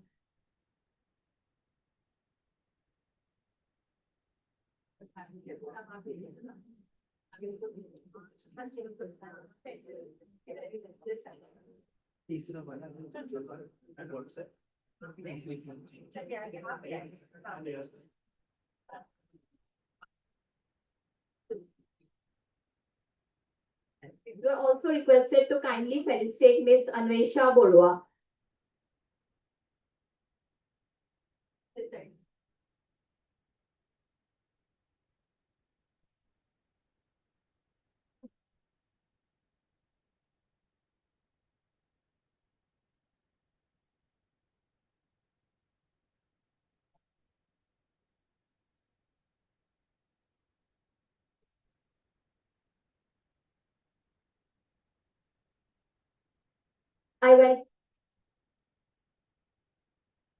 I welcome everyone to the second technical session, Narratives of Disability, Agency, Representation and Frameworks. Reiterating the slogan, Nothing About Us Without Us, the session today endeavors to discuss the multitude of narratives of disability from academia to popular culture to public discourse to societal misconstructs and biases. It is an effort to bring together stakeholders from all walks of life and explore the narratives through lived experience, social justice, and identity politics lenses. The requisite of the hour is to shift the representation of disability from medicalized, deficit-based models to social, political, and cultural framework. The only way ahead is a rights-based disability justice social inclusion model that seeks to annihilate the systemic barriers and institutional impediments. On this note, it's my absolute honor to introduce Professor Sharika Sarma, the chair of the session. Professor Sarika Sharma is a faculty member at the Faculty of Education, Jamia Millia Islamia, New Delhi, with over 22 years of experience in teacher education and academic leadership. She has served as Dean, Head of Department, and Director of IQAC at the Central University of Haryana. Her expertise includes educational management and leadership, inclusive education, gender studies, and human resource management. She has guided numerous research scholars, published widely, and is a recipient of multiple awards, including the Best Researcher Award in Social Sciences. Ma'am, I now request you to kindly preside over the second technical session. Thank you. Thank you very much. First of all, I would like to acknowledge the Center for the Study of Social Inclusion, which is in collaboration with Office of Dean and Executive Affairs. Thank you very much, Dr. Tanuja and Dr. Arvind also, the convener of the session. This is one of the very good area to discuss, and this is one of the area where we can think in this direction that how we can facilitate the people or how we can work for the people, those who are disabled in one or another way. And when we talk of the social inclusion, usually some kind of a disability which we can see, but some mental kind of a disability is also there in the people, those who are not physically disabled or like some other kind of a disability, because this kind of a disability is a mindset disability. Like we do not think for the people, even for the institution also, some of the people do not like to think. They just sit on the stage or they just sit in some of the policy framework committees, but not little in the spirit they are working at a very ground level, which is very much required. एक मैं छोटी सी बात कहूंगी कि जब हम कई जगहों पर गए ऑडिट के लिए, यहाँ या कहीं और भी यूनिवर्सिटीज में या नैक विजिट में भी, तो हमने पूछा यहाँ पे लिफ्ट नहीं है, रैंप नहीं है, तो उन्होंने कहा कोई बच्चा नहीं आता है, कोई स्टूडेंट नहीं आता है, कोई टीचर नहीं है, तो इसीलिए नहीं बनवाया. All the new constructions are supposed to be follow these norms, that they will be having a lift or a ramp. In Chandigarh also, in the new constructions, you will find the lift and the ramp and everything, every facility is there to move from one place to another place. But being some buildings are heritage buildings, so still we are trying to do that. Like the first building of Faculty of Education, there is also we have attached one outside ramp. ऐसा बना दिया गया है. तो कोशिश की जाती है हर जगह पे, लेकिन कुछ लोगों की माइंडसेट चेंज नहीं होता है और वो कहते हैं कि कोई ऐसा कैंडिडेट नहीं आता है. तो मेरा कहना ये है कि कैंडिडेट पहले फैसिलिटी देखता है फिर आता है. अगर फैसिलिटी ही प्रोवाइडेड नहीं है तो नहीं आएगा. Number 2, we need to showcase the things on our website, because website is on a public domain, and we need to think in this direction that if we will be putting the things on our website, then certainly people will be facilitating with the facilities whatever is available for every kind of a people, not only the disabled but the general people also. So to continue with this, of course, this is a very short time. We have a little delay in this session. So first of all, I would like to request Dr. Tanveer Akhtarji, Talim Akhtarji, sorry, to share his views. And also I request to be very precise in your words. 5-6 minutes, yeah, 5 minutes. Yeah. Am I audible? मेरी आवाज आ रही, ठीक है. मैं bilingual रहूंगा,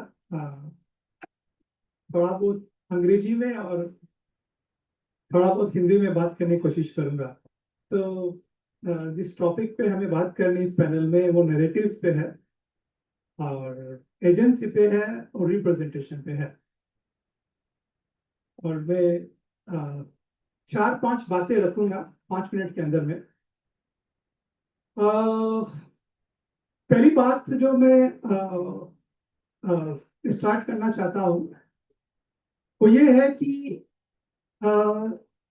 चाहे cast हो, gender हो, क्लास हो या एबलिज्म हो, ये केवल मानसिकता नहीं है, ये एक्चुअली हमारे सामाजिक जीवन में मैनिफेस्ट करते हैं प्रैक्टिसेस के थ्रू. तो all these, structures, caste, class, gender, ableism, they manifest in our social life through practices, through gestures, through attitudes. ये हमें समझने का जरूरत है. कैसे? कि I just give you an example कि जब हम डिसेबिलिटी की बात करते हैं तो एक जनरल फीलिंग आता है कि यू फाइंड समवन जो बिल्कुल अलग दिखती है और आपको समझ में नहीं आता है कि how to make sense. Perhaps you start to maintain some sort of distance, एक दूरी मेंटेन करने की कोशिश करते हैं. That's one thing. Second thing जो सारे पैनलिस्ट भी बात कर रहे थे कि डिसेबिलिटी का कॉन्टेक्स्ट है. Of someone who is Dalit and disabled, women living in rural India will have some different set of concerns and questions. Someone who is upper caste, middle class, male, urban will have different context. तो disability का एक context भी है. हर इंसान अलग अलग प्रकार से डिसेबिलिटी को अनुभव कर सकता है, लेकिन ये जरूरी नहीं है कि उन अनुभवों में किसी प्रकार की समानता नहीं रहे. There is also possibility कि there could be some common shared experiences of disability irrespective of differences. That's my second point. Third point. Now I just give you an example of my own disability. I got disability around 13 years back. Arvind ji and myself, we were hostel mates, and I'm thankful to all of you. Sorry, I started this without thanking because I was given 5 minutes. I was fine then, but 13 years back, मुझे disability diagnosis हुआ. Right? It took me some time, काफी वक्त लगा कि कैसे क्या किया जाए इसका. इतना वक्त लगा कि मैं डिसेबिलिटी को छिपाता था, डिसेबिलिटी से भागता था, शर्मिंदा होता था, गुस्सा होता था. राइट? और उसका बड़ा कारण ये था कि हमेशा से इस प्रकार की अपग्रेडिंग रही कि भाई आपको जो है बिल्कुल मस्कुलिन एबल बॉडी की तरह रहना है. और सलमान खान जो है फेवरेट हीरो हुआ करते थे, है ना? तो हमेशा से वही रहा, काफी डिफिकल्ट रहा स्वीकार करने पे. But then something happened, that is very interesting. क्योंकि कंफ्यूजन का दौर था, और जब एक सेल्फ में, इंसान में, मैं सरल भाषा में यूज कर रहा हूँ, थोड़ा सा जार्गन यूज नहीं करूंगा एकेडमिक से आकर. जब इंसान या सेल्फ कंफ्यूजन में होता है तो एक अवसर भी होता है. वो अवसर क्या होता है कि आप अपना जो पुराना सेल्फ है उसको नेगेट करते हो. You know, your earlier thoughts of ableism, masculinity, they were wrong. They were wrong and you need to give birth to new self. अपनी आपका एक नया सेल्फ को जन्म देना है जो कि डिसेबिलिटी को स्वीकार करे और उसके साथ रहे, और न केवल स्वीकार करे but to actually prove your point that you know there is something which others can learn from disability. Right? इसी संदर्भ में एक बड़े विद्वान हैं अनिता घाई, लेकिन हमारे पैनल में पैनलिस्ट ने बात की. वो एक बड़े अच्छे कॉन्सेप्ट की बात करती है, एपिस्टेमोलॉजी ऑफ इग्नोरेंस, कि अगर आप डिसेबल इंसान को देखकर कुछ सीखने की कोशिश नहीं कर रहे हो ना, तो आप कुछ नुकसान कर रहे हो अपना. And she call this as epistemology of ignorance, कि क्यों आप जानबूझकर किसी को देखकर भी सीखना नहीं चाहते हो. Third point. सो ये सेल्फ की कहानी है जो अपने आप को नेगेट करता है और अपने आप को न्यूली फाइंड करता है, बट अभी भी ये सेल्फ जो है इम्परफेक्ट है. हम ये नहीं कह सकते कि ये न्यूली फाइंड सेल्फ परफेक्ट है. वो हमेशा उस परफेक्शन को तलाशता रहता है, शायद मिलती नहीं है, लेकिन वो कोशिश जरूर है परफेक्शन की. ये तीसरी बात है जब डिसेबिलिटी की बात करें तब. चौथी बात मैं जल्दी एजेंसी पे बात करूंगा, क्योंकि मुझे एजेंसी पे बोलने के लिए कहा गया था कि थोड़ा सा एकेडमिक कैटेगरी है, but I just take you know my fourth point to agency. Agency एक, अगर मैं सरल भाषा में कहूं कि एजेंसी क्या है, ठीक है, एजेंसी मीन्स कि व्यक्ति जो अपना एक्शन कर रहा है उसमें उसकी इंटेंशंस है. If I am doing performing an action, I have intention. तो फॉर एग्जांपल मैं अभी बात कर रहा हूं, मेरा इंटेंशन है बात करने का, और मेरा इंटेंशन क्या है कि मैं आप लोगों को नैरेटिव बताऊं सेल्फ का डिसेबिलिटी के ऊपर. वो एजेंसी है. राइट? अब सवाल ये है कि डिसेबिलिटी के सेंस में एजेंसी का रूप कैसा होगा. This is and this question is not respect disability. जब एजेंसी की बात करते हैं, इंडिविजुअल की बात करते हैं, और हमें समझना होगा कि जो इंडिविजुअल है, जो व्यक्ति है, ये हमेशा एक सोशल सेटिंग में इमर्ज करता है. तो फॉर एग्जांपल मेरा सोशल सेटिंग है कि I am disabled, and that's why I am invited in this seminar to speak on disability. Right? So that intention clear on my mind, right? And my action is that I'm speaking on disability, and I have reasons to speak on that. तो agency जो है disabled की, बाकी एजेंसियों की तरह, able bodies की agency तरह एक प्रकार की एम्बिग्यूअस एजेंसी है. It's not always very clear. Even able body की एजेंसी भी क्लियर नहीं होती. तो इट्स एम्बिग्यूअस एजेंसी. और फिफ्थ पॉइंट, फाइनल पॉइंट, जो रिप्रेजेंटेशन की बात है, राइट? और मैं यहाँ पर एक सरल सी बात कहूंगा, और खास से बी आर अम्बेडकर की बात कहूंगा, कि बी आर अम्बेडकर एक बात बोलते थे कि जैसा हमारा समाज है वैसा ही हमारा पॉलिटिकल सेटअप रहेगा. Right? So the kind of society we are in, उस सोसाइटी में जाति है, लिंग है, जेंडर है, राइट, क्लास है, डिसेबिलिटी है, तो हमारा बाकी सेटिंग वैसा ही रहेगा।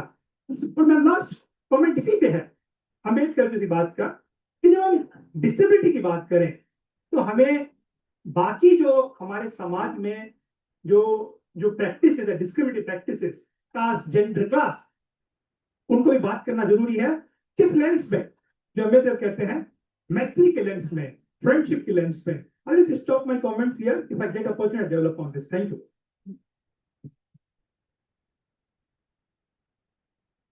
वेरी मच, सर ने बहुत ही अच्छे और सरल शब्दों में बताया और मुझे भी कई बातें इस तरह से याद आ रही है कि किस तरह से एक्सेप्टेंस जो होती है, सपोज कोई किसी की डिसेबिलिटी अभी अभी डायग्नोस हुई है तो वो उसको एक्सेप्ट करने में भी बहुत समय लगा देता है। ये ठीक उसी तरह है जैसे कि किसी वुमेन का अगर अबॉर्शन हो जाता है तो वो इस एक अबॉर्शन वर्ड को ही एक्सेप्ट करने में उसको कई साल लग जाते हैं। उसे हमेशा ये फील रहता है कि ये मतलब कैसे हो गया। इस तरह से किसी के जीवन में कोई भी ऐसी घटना जो बहुत अप्रिय होती है, जब वो घटित हो जाती है तो उसको एक्सेप्ट करने में बहुत समय लगता है।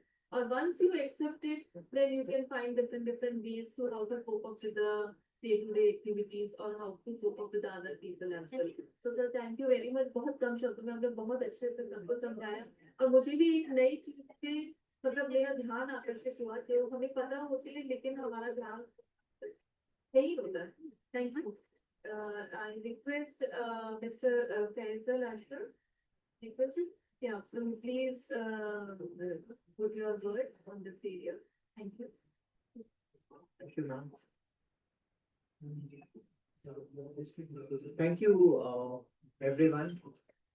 Thank you, Arvind sir. Thank you, ma'am. Thank you, Jyoti, for remembering me. And it's an honor for me to be here for this discussion. Jamia के साथ मेरा एक बहुत पुराना रिलेशनशिप है because I was born in Jamia. I studied here from first to masters and now I'm here. So 2013 में I did this course social exclusion and inclusive policy and so मुझे याद है when I took admission in this course so Padmanabh sir was there. So उन्होंने पहले ही दिन एक बात बोली थी कि स्टूडेंट से कि अगर आप लोग ये सोच के आए कि ये कोर्स बहुत जॉब ओरिएंटेड है तो वैसा नहीं है, लेकिन ये कोर्स आपको एक नया पर्सपेक्टिव देगा, which I really felt. So of course, so thank you Jamia, thank you everyone for inviting me. It's amazing to be here and since I have mentioned कि जामिया के साथ एक बहुत पुराना रिश्ता है तो अगर मैं अपने स्कूल की बात करूं तो जब जामिया में स्कूल में मेरे एडमिशन की बात आई सो एडमिशन मिलना बहुत मुश्किल हो रहा था मुझे बिकॉज आज भी हम लोग देखते हैं कि हम लोग बहुत सारी बातें करते हैं, बहुत सारी पॉलिसीज हैं, बट इम्प्लीमेंटेशन की जब हम लोग बात करते हैं तो वो इतना नहीं दिखता है। तो एंड डिसेबिलिटी में जो अजम्पशंस हैं वो शुरू से रहे हैं और आज भी हैं। तो जब मेरे एडमिशन का वक्त आया तो स्कूल को और एडमिनिस्ट्रेशन को ये अजम्पशन थे कि शायद मैं बर्डन बन जाऊंगा उनके ऊपर, कि मैं उनको बार बार बोलूंगा कि मुझे वॉशरूम जाना है, क्योंकि वो अज्यूम कर रहे थे just by seeing a child with a disability. Because जब भी हम किसी पर्सन या चाइल्ड या किसी भी इंसान को देखते हैं जिसको डिसेबिलिटी है तो we assume a lot of things because we don't have any experience being with them, working with them. तो वो जो अजम्पशंस होते हैं उसको कई बार ओवरकम करना या उसको सही साबित करना बड़ा मुश्किल है, क्योंकि जब तक इंक्लूड नहीं किया जाएगा, जब तक पर्सन विद डिसेबिलिटी को पार्टिसिपेट करने का मौका नहीं मिलेगा तो बहुत मुश्किल है ये साबित कर पाना कि रियलिटी क्या है। सो जब एडमिशन मुझे मिला एक हफ्ते के बाद दे रियलाइज कि ये तो वॉशरूम के लिए और इसके ये सब के लिए परेशान नहीं कर रहा है, then they asked my mother कि सिर्फ आप इनको लेने आइए और छोड़ने आइए। you don't have to be here for all the time. So वो एक assumption था. लेकिन डिसेबिलिटी में जो अभी हम सुबह से यहाँ पे बात कर रहे हैं, हम बहुत ज्यादा बात कर रहे हैं एक्सेसिबिलिटी रिलेटेड इश्यूज की. सो ऑब्वियसली मुझे याद है 12 साल स्कूल में रहने के बाद मैंने एक दिन भी स्कूल का वॉशरूम यूज नहीं किया, because that was not designed as per my need. Back then I had an impression or feeling that it was happening because of my disability, but later I realized कि ये मेरा problem नहीं है. अगर किसी institution ने, किसी work place ने जो इंक्लूजन की बात कर रहे हैं उसके बावजूद भी उन्होंने अपने प्रेमिसेस पे इस तरह के मॉडिफिकेशंस नहीं किए, so that is their fault. अगर मैं आज किसी रेस्टोरेंट में जाने में नहीं जा सकता या किसी सिनेमा में नहीं जा सकता, that's not my problem, because 15% of the 15% of the world population are having a disability, so it's a large number. उसके बावजूद भी अगर हम लोगों का इंक्लूजन नहीं है, पार्टिसिपेशन नहीं है, तो इसमें हमारी कोई गलती नहीं. फॉर एग्जाम्पल इस स्टेज पे चढ़ने के लिए एक बहुत छोटा सा मॉडिफिकेशन किया गया है, यहाँ पे रैंप लगा है, so that you can see me. अगर ये रैंप नहीं होता या इस बिल्डिंग में एंट्री करते वक्त ये रैंप नहीं होता तो मैं नहीं आ पाता. छोटे से मॉडिफिकेशन ने क्या किया, इंक्लूजन क्रिएट कर दिया. यहाँ पे व्हीलचेयर यूजर्स आसानी से आ गए. तो कुछ, लेकिन जब भी फॉर एग्जांपल मैं टैलेंट एक्विजिशन में काम करता हूँ पिछले 10 सालों से, और अभी तक बहुत सारे कैंडिडेट्स विद डिसेबिलिटीज को प्लेस किया है in different companies across the country in different roles. So कई बार जब भी हम कंपनीज के पास जाते हैं, उनको सेंसिटाइज करते हैं, तो उनको लगता है disability is a very major issue. इन लोगों को हायर करने का मतलब है कि कुछ बहुत बड़ा होने वाला है. तो उनको हम यही सेंसिटाइज करते हैं, just you just have to have a clear mindset. Of course you have to remove your assumptions, because जैसे आप लोग जो हैं जिनको कोई डिसेबिलिटी नहीं है, आप लोगों का आज तक कोई एक्सपीरियंस नहीं है किसी पर्सन विद डिसेबिलिटी के साथ. फॉर एग्जांपल आज सोशल मीडिया का जमाना है, हम सब लोग फेसबुक, इंस्टा एंड इन सारे हैंडल्स पे रहते हैं. कितने लोगों, आप में से कितने लोग ऐसे हैं जो पर्सन्स विद डिसेबिलिटीज के साथ कनेक्टेड हैं इन प्लेटफॉर्म्स पे, जबकि पॉपुलेशन तो इतनी बड़ी है. तो ये कहाँ गए फिर ये लोग, और ये इनविजिबल क्यों है? आज ये डिसेबिलिटी का सेशन है, इसलिए शायद बहुत सारे लोग दिख रहे हैं, बट कोई दूसरे टॉपिक्स पे या दूसरे सेमिनार्स या दूसरे एंगेजमेंट्स में you don't get to see people with disabilities. Why? There is a question. Because of a lot of reasons, accessibility, mindset, and a lot of things.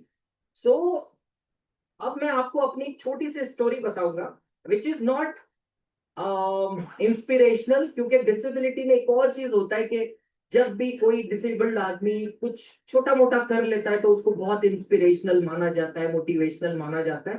But मुझे ऐसा लगता है कि शायद हम सब लोग एक दूसरे के लिए इंस्पिरेशनल हैं. हो सकता है वो मैम ने कुछ ऐसा किया हो, so that I could be inspired of, right? So या स्कूल में एडमिशन हुआ, कॉलेज हुआ, एंड जब 13 में मेरी पढ़ाई कंप्लीट हो गई, so obviously I wanted to do the job. But मुझे ये डर था कि अपनी डिसेबिलिटी को अगर मैं अपने रिज्यूमे में ऐड करूंगा तो शायद मैं रिजेक्ट हो जाऊंगा. So I had a fear. So there's this NGO called Chintan Environmental Research and Action Group. तो वहां से मुझे कॉल आया कि उन्होंने मेरा CV शॉर्टलिस्ट कर लिया है और उन्होंने मुझे इंटरव्यू पे बुलाया है. I was very happy, but मुझे एक ये डर था कि वो मेरी डिसेबिलिटी के बारे में जानते नहीं है, वो जब मुझे देखेंगे तो वो मुझे रिजेक्ट कर देंगे. जब मैं वहां गया तो मैंने देखा ऑफिस उनका 2nd फ्लोर पे है, एंड उस टाइम तक 2013 तक मुझे खुद अपनी अपने एरिया, अपने ये जो डिसेबिलिटी का डोमेन है, इसके बारे में नहीं पता था. तो आई वॉज नॉट अवेयर कि क्या RPWD एक्ट में क्या लिखा है, क्या पॉलिसीज हैं, बिकॉज लाइफ जीने की नहीं मैनेज करने की आदत हो गई थी. I have been crawling throughout the life right from the school college and so खैर तो वहां पे ऐसे ही हुआ. फर्स्ट जॉब में when they saw me and वो जो रोल था वो था फील्ड ऑफिसर का. तो दे वर सरप्राइज्ड कि आप कैसे करोगे सेकंड फ्लोर. तो मैं क्रॉल करके चढ़ गया. बस मैंने उनको ये इंश्योर किया कि आप मुझे काम दीजिए, I will definitely do it. वहां काम करते करते कब मेरे 2.5 साल निकल गए मुझे नहीं पता चला. उसके बाद 2016 में एक एक कुछ होता है मेरे मेरे साथ, शायद वो किक स्टार्ट था डिसेबिलिटी सेक्टर में आने के लिए. I think you have heard about Muniba Mazhari. She is the famous motivational speaker.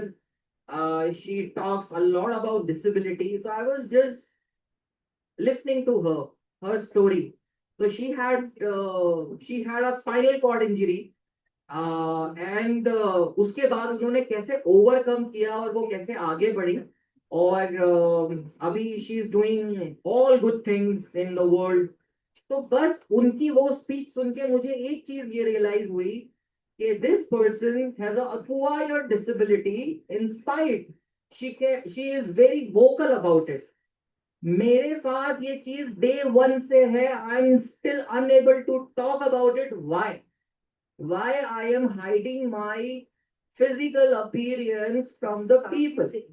Then I have decided back in 2016, पूरे 10 साल हो गए, I have decided I'll work in this sector and मैं और जानूंगा and इस सेक्टर में ही काम करूंगा. Then I got my first job with Cheshire Home Delhi. यहाँ पे आज बहुत सारे लोग आए हैं. मेरे बहुत अच्छे फ्रेंड गजेंद्र यहाँ पे बैठे हैं, जिन्होंने मुझे डिसेबिलिटी के बारे में और बहुत सारी चीजों के बारे में बहुत कुछ सिखाया है. और फिर जब ऑब्वियसली इस सेक्टर में आ गया मैं, तो मैंने भी पर्सन विद डिसेबिलिटी होने के बावजूद मुझे भी बहुत सारी चीजें नहीं पता थी. जैसे इंडिया में शायद डिसेबिलिटी के नाम पे हम एक ही चीज जानते हैं, polio, because of Amitabh Bachchan का वो एड, 2 बूंद जिंदगी की, राइट. उसके अलावा spinal cord injury, muscular dystrophy and there are several disabilities. अभी शायद पीछे पैनल्स में लोगों कुछ स्पीकर्स ने बात की थी 1995 में जो एक्ट आया था जिसमें सिर्फ 60 डिसेबिलिटीज थी और नाउ इट्स 21 डिसेबिलिटीज. बट लोगों को उन डिसेबिलिटीज के बारे में बिल्कुल नहीं पता है, राइट टर्मिनोलॉजीज नहीं पता है.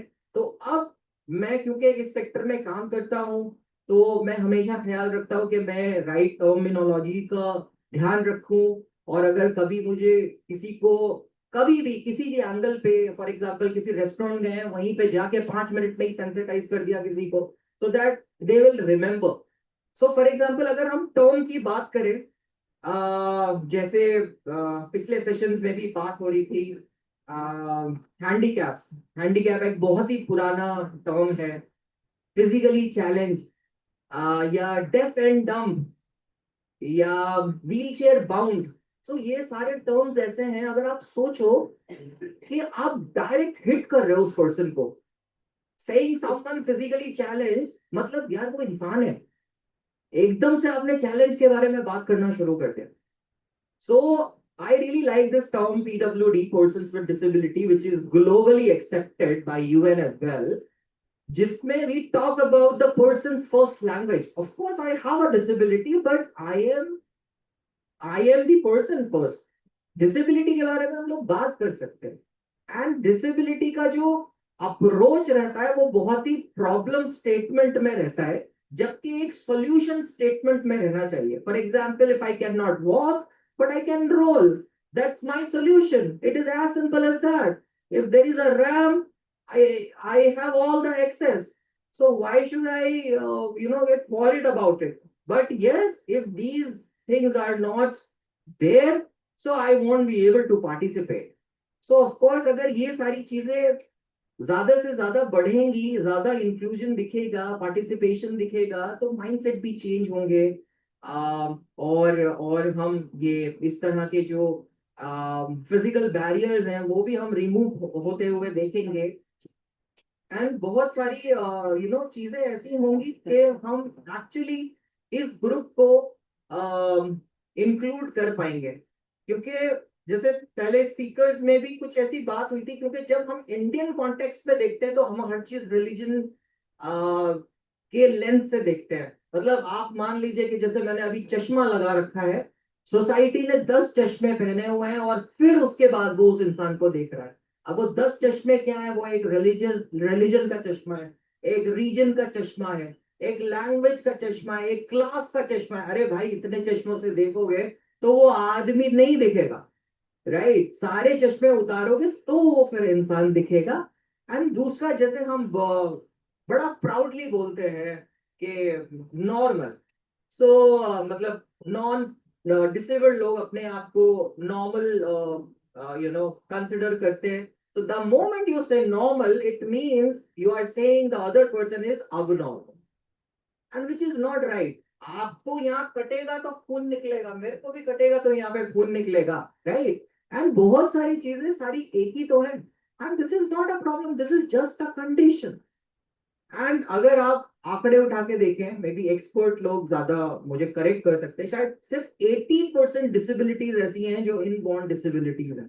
उसके अलावा जितनी भी ऐसी डिसेबिलिटीज हैं, वो चाहे वो एक्सीडेंटल हो, या वो किसी डिजीज की वजह से हुई हो, या किसी और रीजन की वजह से हुई हो, तो लेकिन पुराने जन्मों का पाप मान लिया गया। मुझे तो पता भी नहीं मेरा कौन सा पहले जन्म हुआ था और मैंने क्या कर दिया जो मैं व्हीलचेयर पे आ गया, या अगले जन्म का भी नहीं पता। यही जन्म है, यही रियलिटी है मेरी, और मैं इस चीज को कैसे, तो मेरे पास तो हंसने के अलावा कुछ नहीं होता जब कोई ऐसे बोलता है तो। हाँ सॉरी, श्योर। सो बस यही है। तो थैंक यू सो मच। बस मुझे ये एक मेरा पर्सनल एक व्यू पॉइंट रहता है, और मेरा एक पर्सनल पर्सपेक्टिव रहता है कि जब तक दो ग्रुप के लोग आपस में एक साथ नहीं बैठेंगे, एक दूसरे को नहीं जानेंगे, डिफरेंसेस हमेशा ही रहेंगे। जब भी आप किसी पर्सन विद डिसेबिलिटीज के साथ बैठेंगे, फॉर एग्जांपल जिस बस 1 मिनट की बात, और फॉर एग्जाम्पल मेरे पास यूनिवर्सिटीज से स्टूडेंट्स के कॉल्स आते हैं कि कोई रिसर्च प्रोजेक्ट कर रहे हैं, वो उनको मुझसे मिलना है, कुछ क्वेश्चंस हैं जो वो मुझसे पूछना चाहते हैं, वो मुझे एकदम बोलते हैं फैसल सर जूम पे कनेक्ट कर सकते हैं क्या, बस आधा घंटा लेंगे और क्वेश्चन पूछेंगे। मैं उनको बोलता हूँ नहीं, मैं ऐसे कोई नहीं करूंगा। अगर आपको डिसेबिलिटी के बारे में जानना है, मेरे पास आओ, मेरे साथ ट्रैवल करो, मेरे साथ एक कम से कम एक रेस्टोरेंट जाके आओ। जब तुमको देखोगे कि क्या एटीट्यूड है सोसाइटी का, लोग किस तरह से मुझे देख रहे हैं। जैसे डिसेबिलिटी में दो पर्सपेक्टिव्स होते हैं, या तो बिल्कुल हीरो बना देंगे आपको, इंस्पिरेशनल मोटिवेशनल भगवान और पता नहीं क्या क्या, या बिल्कुल जीरो के बिल्कुल बेगर की तरह ट्रीट किया जाएगा। तो या just treat us like human, that's all, that's all. So thank you so much everyone. Sir ने बिल्कुल ठीक बात कही है, और मेरा खुद का भी कई जगह ऐसा एक्सपीरियंस रहा है कि अगर मैंने सपोज कोई भी पर्सन अगर डिसेबल है और मैंने उसकी कुछ हेल्प कर दी, तो मैं बड़ा प्राउड सा फील करूंगी कि मैंने उसके लिए क्या ही कर दिया है, जबकि ये सब चीजें नॉर्मल सी चीजें हैं। अगर हम उसे हेल्प क्यों कह रहे हैं, हम तो किसी जनरल बच्चे की भी हेल्प करते हैं, हम किसी उसकी भी करेंगे। तो हमारी क्लास में सभी तरह के स्टूडेंट्स होते हैं, पर कई लोग इस चीज को कैश भी करते हैं, अपनी सीवी में भी लिख देंगे कि जरा सा, तो उसको मैं कहती हूँ कि किसी ने जरा सा छींक भी दिया तो सीवी में लिख दो, ऐसा होता है।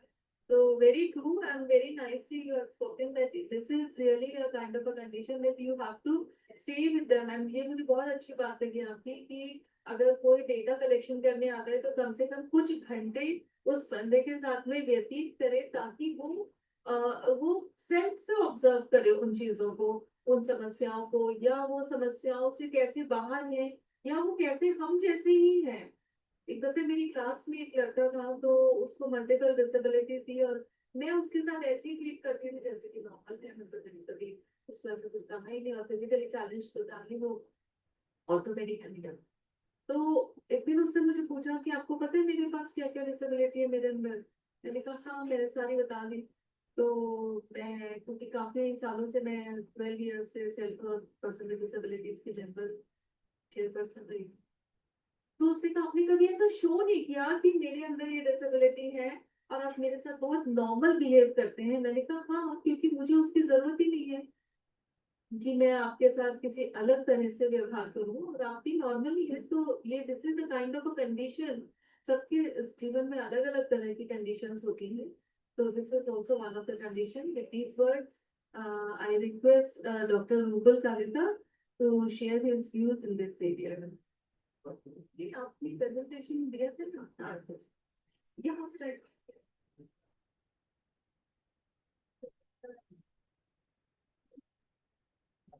आप इधर आए, but please be in very short.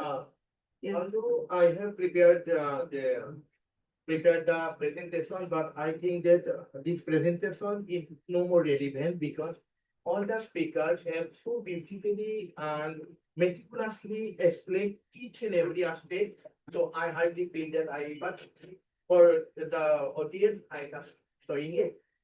Thank you, ma'am, for inviting me, and Professor Sarika Sharma and Madam Tanuka, ma'am, for giving me this opportunity and invite me.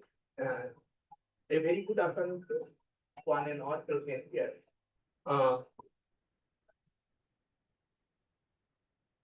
First thing I would like to say is disability a choice? Disability is not a choice, but discrimination is. I'm not going to discuss this. I'm not going to discuss anything from the PPT, but I would like to just my chairperson, Professor Sarika Sharma. She has just now shared there. She never asked about helping. She never take the credit of helping some students, because I personally know, because she was my professor, my head and dean also. So she successfully guided to, as my knowledge is, ma'am has supervised to PhD students, PhD scholars for their research work, two disabled persons. The question is, sir, I'm asking so many PWD, some PWD persons are also sir. We just use the term differently able. Is it the true? Is it the correct term, differently able? Because all of us are differently able. None of us equally able. None of us ability is similar. We all are different. Disability is, in fact, located in the organ level impairment. But disability is the perception. When impairment limits the ability, then it becomes ability. But that becomes disability because when impairment interacts with social and attitudinal barriers, then it becomes disability. Good. I used to teach a paper in to my students who are the future teachers, prospective teachers, because I'm teaching at PhD level, and there is a course that is what creating an inclusive school, because I'm from the teacher education department and I'm teaching creating from an inclusive school. Last time when I was teaching, one of the students, she's a very good student, academically she is very sound, but she said that, sir, if I will have to handle disabled children in the classroom, then I will be frustrated. This is the perception. You are going to become the teacher. You are undertaking teacher's training, and the perception that that student possess is like that. It was very difficult for me to convince her. Now, after 1 year, after completion of her, now she used to call me that, yes, sir, we have to be sensitive. Because when put it into action, when it is only theoretical, when it is only in deliberation, so we cannot make inclusion a success. Inclusion is not only equality. Inclusion is not only equal opportunity or access. It must be put into action. Practically, when it is put into action, when we interact with the persons with disability, only then we can develop something, or we can transform some sympathy to empathy, and the latter to be compassionate towards PWDs. So next is, I would like to, I'm not going to say, first I would like to, because Finland, the country Finland is excellent in inclusive model. So I would like to please. There is a 3-tier system in Finland education system has adopted so many, but I am going to focus only on the 3-tier support system. 3-tier support systems are these next. General support, intensified support, and special support. General support is provided to all the students, irrespective of their abilities and disabilities. And then there is in India, Finland, they adopt flexible teaching methods, extra practices, and classroom adjustment, and it is provided to all the students. And there is no pressure. And next is what intensified support system, and it is given to those who face certain learning difficulties. And learning difficulties are normal signs, and normal or sign without any disability can also face learning difficulties. And it is the responsibility of the teacher to diagnose their difficulties and address them through remedial teaching. And the third tier is what? Provided to the students with significant disabilities. Significant disability is that if your impairment, if your disability limits your functions, but that can be overcome with support services. So third tier is that one. And one more thing is that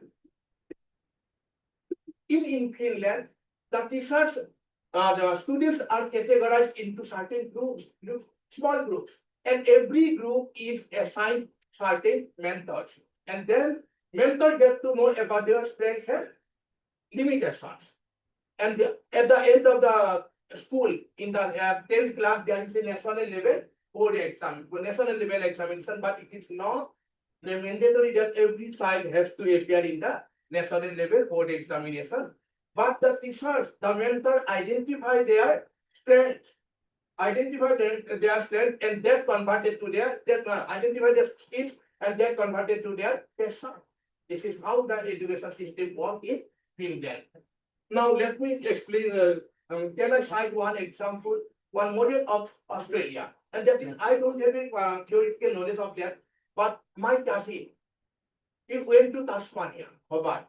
Tasmania, and he was pursued Masters of Business Administration from Tasmania University. But due to an accident, and racist accident, it was a racist attack, and he became paralyzed by his lower legs.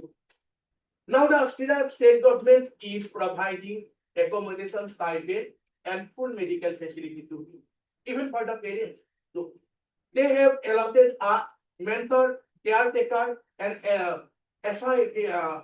give him a house also, so that it becomes their responsibility. Although he is not a national of Australian government, but because he was a student of Australian University, and now he is getting all the not facilities, it becomes the government has taken this responsibility to take care of the Indian national, because injury took place in their country. So this is how inclusion can be possible. We have to not only now from exclusion to inclusion, from pity to compassion, persons with disability have traveled long, and all the nations are also working really high. And most of the, and one more thing that, as Saidam also told that, facilities should be provided. Only then the persons with disability can access.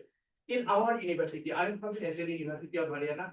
We are, when Madam was convener of the persons with disability, she has separated the parking of the at the parking also. So this is how we can address the problems and challenges of the persons with disability, so that we can make it successful. Thank you. Yeah, Dr. Rubal के साथ पे मैंने person with disability cell में 10 years काम किया, और ये सच है कि हम जो सोचते हैं करना चाहते हैं तो कर पाते हैं, नहीं सोचते नहीं करना चाहते तो नहीं कर पाते, सोचते चले जाए तो चले जाए. ऐसे ही वहां पर एक फुटपाथ बने हुए थे, उसमें बहुत बड़े बड़े गमले रखे हुए थे, तो फुटपाथ पे व्हीलचेयर चढ़ तो सकती है, फिर उन गमलों के बीच में से कैसे निकल के जाए, तो हम लोगों ने वो भी हटवाए।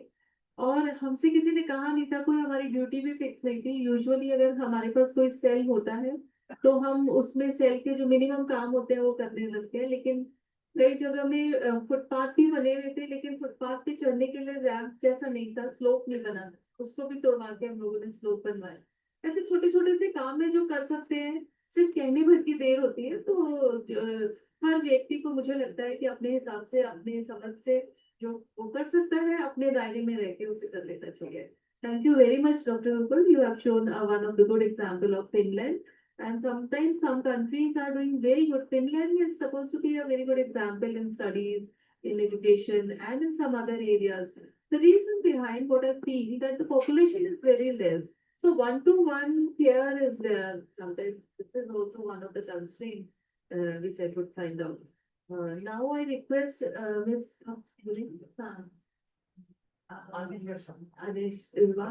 Anishwa, yeah, Anishwa Barua, to please share your views and please be very short.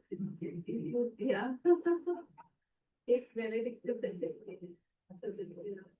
अच्छा यूँ करते हैं हम लोग इसी को कर देंगे but please be very short, please. Thank you to the department and the extreme panelists who the views are very insightful altogether. And I will be like very short and I will be bilingual and I will talk about the disability narrative from my personal experience. So मेरा experience disability को लेकर बचपन से रहा है. My uncle, my two of my uncles were person with disability, and I always wonder why my uncles were treated differently, and why their quality of life is compromised, and they have no access to resources. तो ये चीज मेरा हमेशा से दिमाग में रहा. And then when I became a student of this department, तो ये डिपार्टमेंट ने मुझे सिखाया कि you have to be very critical about your surroundings from a social, political and economic perspective. जब मैं पहली बार गेट नंबर 19 के नॉर्म चॉम्स्की के बिल्डिंग को देखा तो आई वाज लाइक कि बिल्डिंग में रैंप बना हुआ है और लिफ्ट भी है. Those things made me very curious कि exactly ये सब चीजें क्यों बनाया हुआ है. And then I explored the disability discourse. After completing my masters, I got the opportunity to work in a leprosy organization, Sasakawa India Leprosy Foundation, जहाँ पर मुझे full exposure मिला. I visited leprosy colonies of Assam, Delhi, UP, Bihar and Maharashtra. तो सारे leprosy colonies में कॉमनलिटीज यही था कि लेप्रेसी स्टिग्मेटाइज्ड है. उन लोगों को जिसको पर्सन अफेक्टेड बाय लेप्रेसी होता है उन लोगों को मेन स्ट्रीम सोसाइटी से निकाला जाता है. They stays at the outskirt of the society. They usually for survival depends on begging and even if they are cured from leprosy, they are not welcome back to the mainstream society. And for generation after generation, they continue to live in that outskirt of society. तो बच्चों को जो second and third generation होते हैं उन लोगों को leprosy नहीं होता है, even though they stay in a very close proximity. But फिर भी they also go through, they are not welcome in the mainstream society, and they also go through trauma and have like they are not they have their access to education and employability gets very limited. तो ये सारे चीजें contribute to generational trauma and poverty. Despite of having national leprosy eradication program, जो promise करता है कि bye 2027 leprosy free society करता है करेंगे. The scheme doesn't actually address how they will overcome the generational poverty or trauma. After working with leprosy organization, I joined National Center for Promotion of Employment for Disabled People in 2025. ये organisation cross disability advocacy के लिए काम करती है. मैं Javed अविदी fellowship on disability के साथ में काम करती हूँ.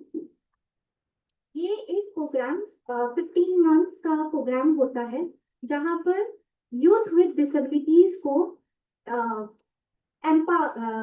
एक अपॉर्चुनिटी दिया जाता है ताकि they work on the evidence based advocacy के लिए. जब मैं बोलती हूँ evidence based advocacy, what I mean is they own their ideas.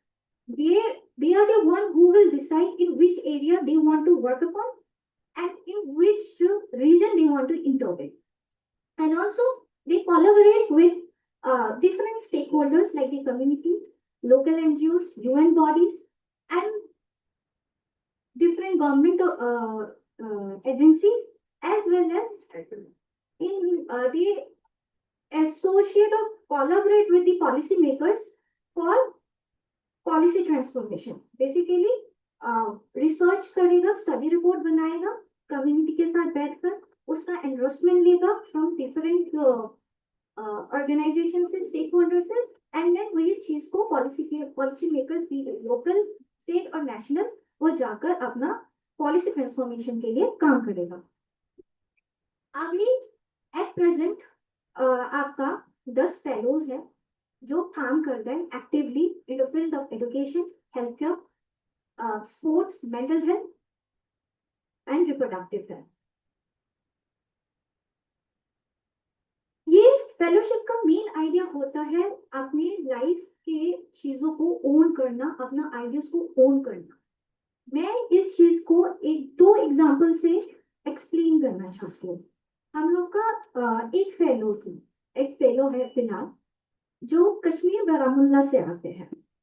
She got acquired disability, bone blast होने के कारण she lose one of her hand, and she comes from a very conservative Kashmiri household. So when she for the first time came for the capacity building workshop, she was very, very doubtful and hesitant about herself, and trauma made her do so. But despite of that, she challenges herself. She owned the idea because she wanted to, her personal experience of trauma made her to work on the mental health issue of youth with disabilities in Kashmir. तो उस चीज को लेकर she owned up the idea, she challenges the conservative household neighbors, उसको ताना मारते थे. But despite of that, वो बाहर निकली घर से. पहलगाम अटैक जब हुआ था तब भी she didn't stop, she went to the field to understand the ground realities. तो उस चीज को उसने ओन किया और एक्टिवली अपना काम किया. Next is from, I had a recent monitoring visit in Imphal. तो इम्फाल में क्या हुआ, one of our fellow has cerebral palsy and Manipur के वायलेंस के कारण ही got displaced and now stays in relief camp. अभी ही is a CP football player on the Khelo India. तो उनके लिए sports is not just about a competition but a kind of resilience, a therapy and a hope. And he wants to advocate कि sports होनी चाहिए ताकि children and youth अपना hope इस violence के दौरान होप नहीं खो पाए.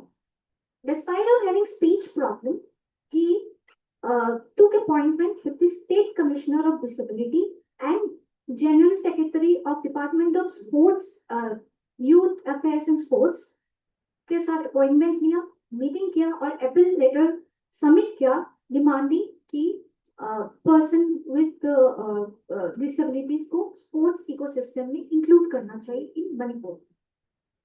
तो ये सब स्टोरीज हमें बताते हैं कि आपने फेलो पर्सन विद डिसेबिलिटीज अपना लाइफ को लेकर, अपना डिसीजन को लेकर ओन करना आता है. It's just about creating an environment, enabling an environment so that they can actively participate in the society. और वो चीज कैसे हो सकता है? It is through policy, identifying policy gaps, policy implementation and individual compassion and empathy. जब मैं बोलती हूँ policy identifying policy gaps and implementation, मैं दो चीज की बात करती हूँ और जो चीज हम फेलोज को भी सिखाते हैं, it's looking into the budgetary allocation which is very important, ताकि हमको देख सके कि एक्चुअली में क्या गवर्नमेंट क्या चीज में काम कर रहा है. And second is understanding the election manifestos. तो आपको अगर इस बार का बजटरी एलोकेशन के बारे में पता हो तो दिस फिस्कल ईयर 2026 to 27 में department of empowerment for person with disabilities को 30% इंक्रीज बजटरी एलोकेशन मिला है in the revise estimate compare to the last year. और इसके कारण है कि दो नया स्कीम्स को लाया गया है. ऐसी दिव्यांग कौशल योजना, दिव्यांगजन Kaushal Yojana which talks about the employability of person with disabilities, and दिव्यांग सहारण योजना which talks about the assistive device. अब इन दोनों का पैसा आप देखोगे it increased 79%. बट इंटरेस्ट आप अगर फेस वैल्यू देखोगे उसका तो आपको पता चलेगा कि यार क्या बात है, ये तो अच्छी काम हो रही है डिसेबिलिटी के सेक्टर में लेकर. बट इंटरेस्टिंगली आप अगर बजटरी ट्रेंड को आप देखोगे that it has been found that since 2004 proportional budgetary allocation it's not more than 0.03%, which is a very concerning thing. तो आप अगर ओवरऑल एक्सपेंडिचर के बारे में बात करते हो यूनियन बजट का, तो डिसेबिलिटी का को कोई लाइमलाइट नहीं मिला गया है. नेक्स्ट आते हैं इलेक्शन मैनिफेस्टो के. इलेक्शन मैनिफेस्टो पढ़ना बहुत जरूरी है क्योंकि उसमें से पता चलता है कि पॉलिटिकल लीडर्स पॉलिसी डिसेबिलिटी या किसी भी पॉलिसी को लेकर कितना आपको लेकर एंथुसियास्टिक है. तो आप लोगों ने रिसेंटली बिहार इलेक्शन हुआ है, उसमें हम लोगों ने पॉलिसी एनालिसिस इलेक्शन मैनिफेस्टो का एनालिसिस किया है and we found out that only one party has talked about the welfare of person with disabilities, but then also it's very about financial assistance देना, rent banana, that's all. It doesn't cater to the needs of the person with disability. Same goes for the upcoming Assam election. हम लोग last election cycle का हम देख रहे थे election manifesto का, तो उसमें भी it was been found that disability को लेकर कुछ बातें नहीं हो रही है. तो these are all very important aspects when we talk about policy gaps in implementation. And now I want to conclude by stating that कि ठीक है, राइट्स के बारे में बात करना सही है, एक्सेसिबिलिटी के बात करना सही है, बजट के बारे में बात करना सही है, पर हम लोग डिसेबिलिटी को क्या एथिक्स ऑफ केयर के प्रोस्पेक्टिव से या फ्रेमवर्क से देख सकते हैं? क्या हम केयर का जो मॉडल है उसको आप वो एम्पावरिंग है फॉर पर्सन विद डिसेबिलिटी या फिर एम्पावरिंग नहीं है? उसको लेकर मैं कंक्लूड करना चाहती हूँ. Thank you. Thank you very much. Very nicely you have presented your words. And actually, I really feel Alberta is also our ex-student. She has been a student here at CSSM. So we can talk about that. In seminar conferences का मुझे जो हमेशा से benefit मिलता है वो ये कि हमें फर्स्ट हैंड इंफॉर्मेशन उस पर्सन से मिल जाती है, उसके ऑर्गेनाइजेशन या उसके एक्सपर्टाइज के बारे में. So this is a very good experience which you have shared with us and open our insight also to think in certain directions. Thank you. Now I request and invite Dr. Mohammed Tanveer ji from Faculty of Education to share his views in this area. जैसे आपके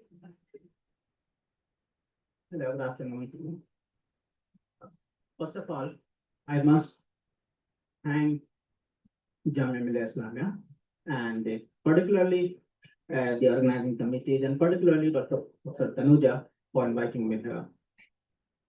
See, as we have seen in the brochure, we are supposed to wind up this at 4:30 and this is, and right now it's, I think, more than 5:15, and I can see the faces, not the faces in front of me, but the faces of the loved ones waiting at their homes. So I must be very, very short. So I don't think it's time to, share experiences and all those things. But I will just conclude my whatever I thought to share here in very one or two sentences.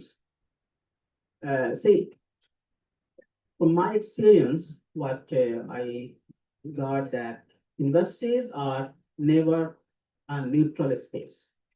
Universities or any educational institution is never a neutral space. It must be a moral space. It must be a moral space. So, due to structural barriers, due to our pedagogies, if we are unable to provide accessible classrooms, inclusive pedagogies in educational institutions, what we say that whose knowledge matters. Whose knowledge matters.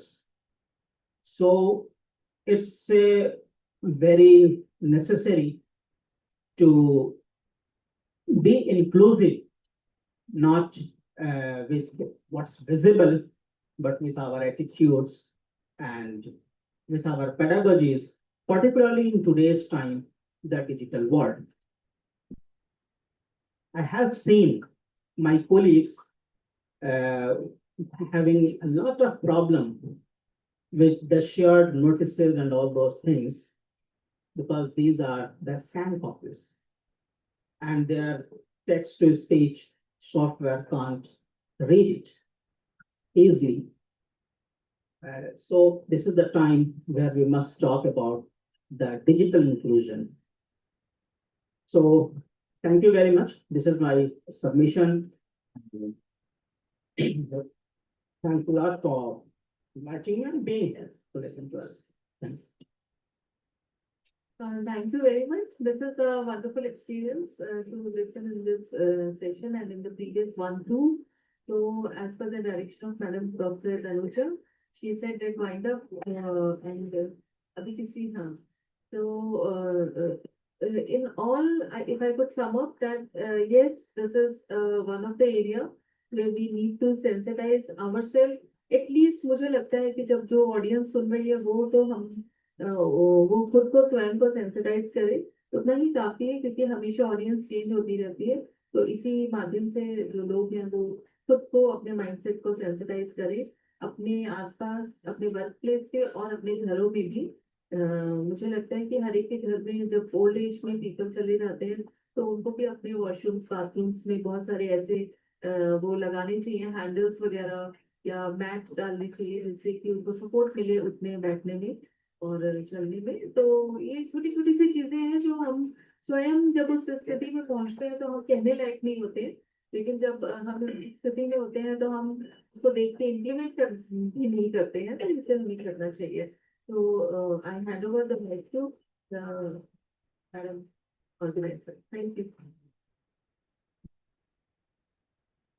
As we come to the conclusion of this workshop and national seminar, I would like to extend our sincere gratitude to all those who contributed to its success. We are deeply thankful to the university leadership for their guidance and support, and to all our distinguished speakers, chairs, and discussants for their insightful contributions, which enriched the academic and practical engagement on disability and social inclusion. Our heartfelt thanks go to the organizing committee, faculty colleagues, non-teaching staff, technical team, and student volunteers most of all, for their dedicated efforts in ensuring the smooth conduct of the workshop come national seminar.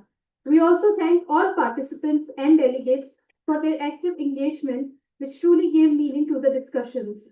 This national seminar has been a collective endeavor, and its success reflects the shared commitment to advancing inclusive, just, and responsive academic and social spaces. Thank you all for your presence and support. Before we all proceed for the tea to Nehru Guest House, I would request all of you to please rise up for the national anthem. Thank you.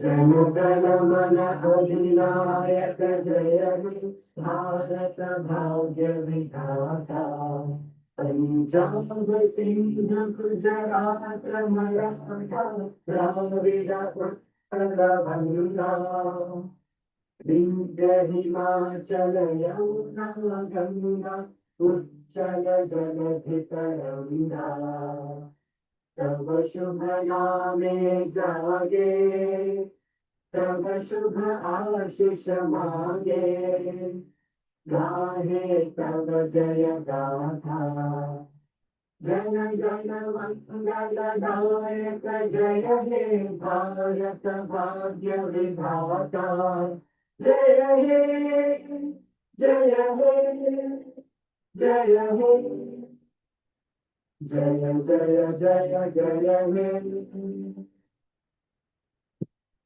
To everyone, kindly please proceed to the Nehru Guest House for tea, and volunteers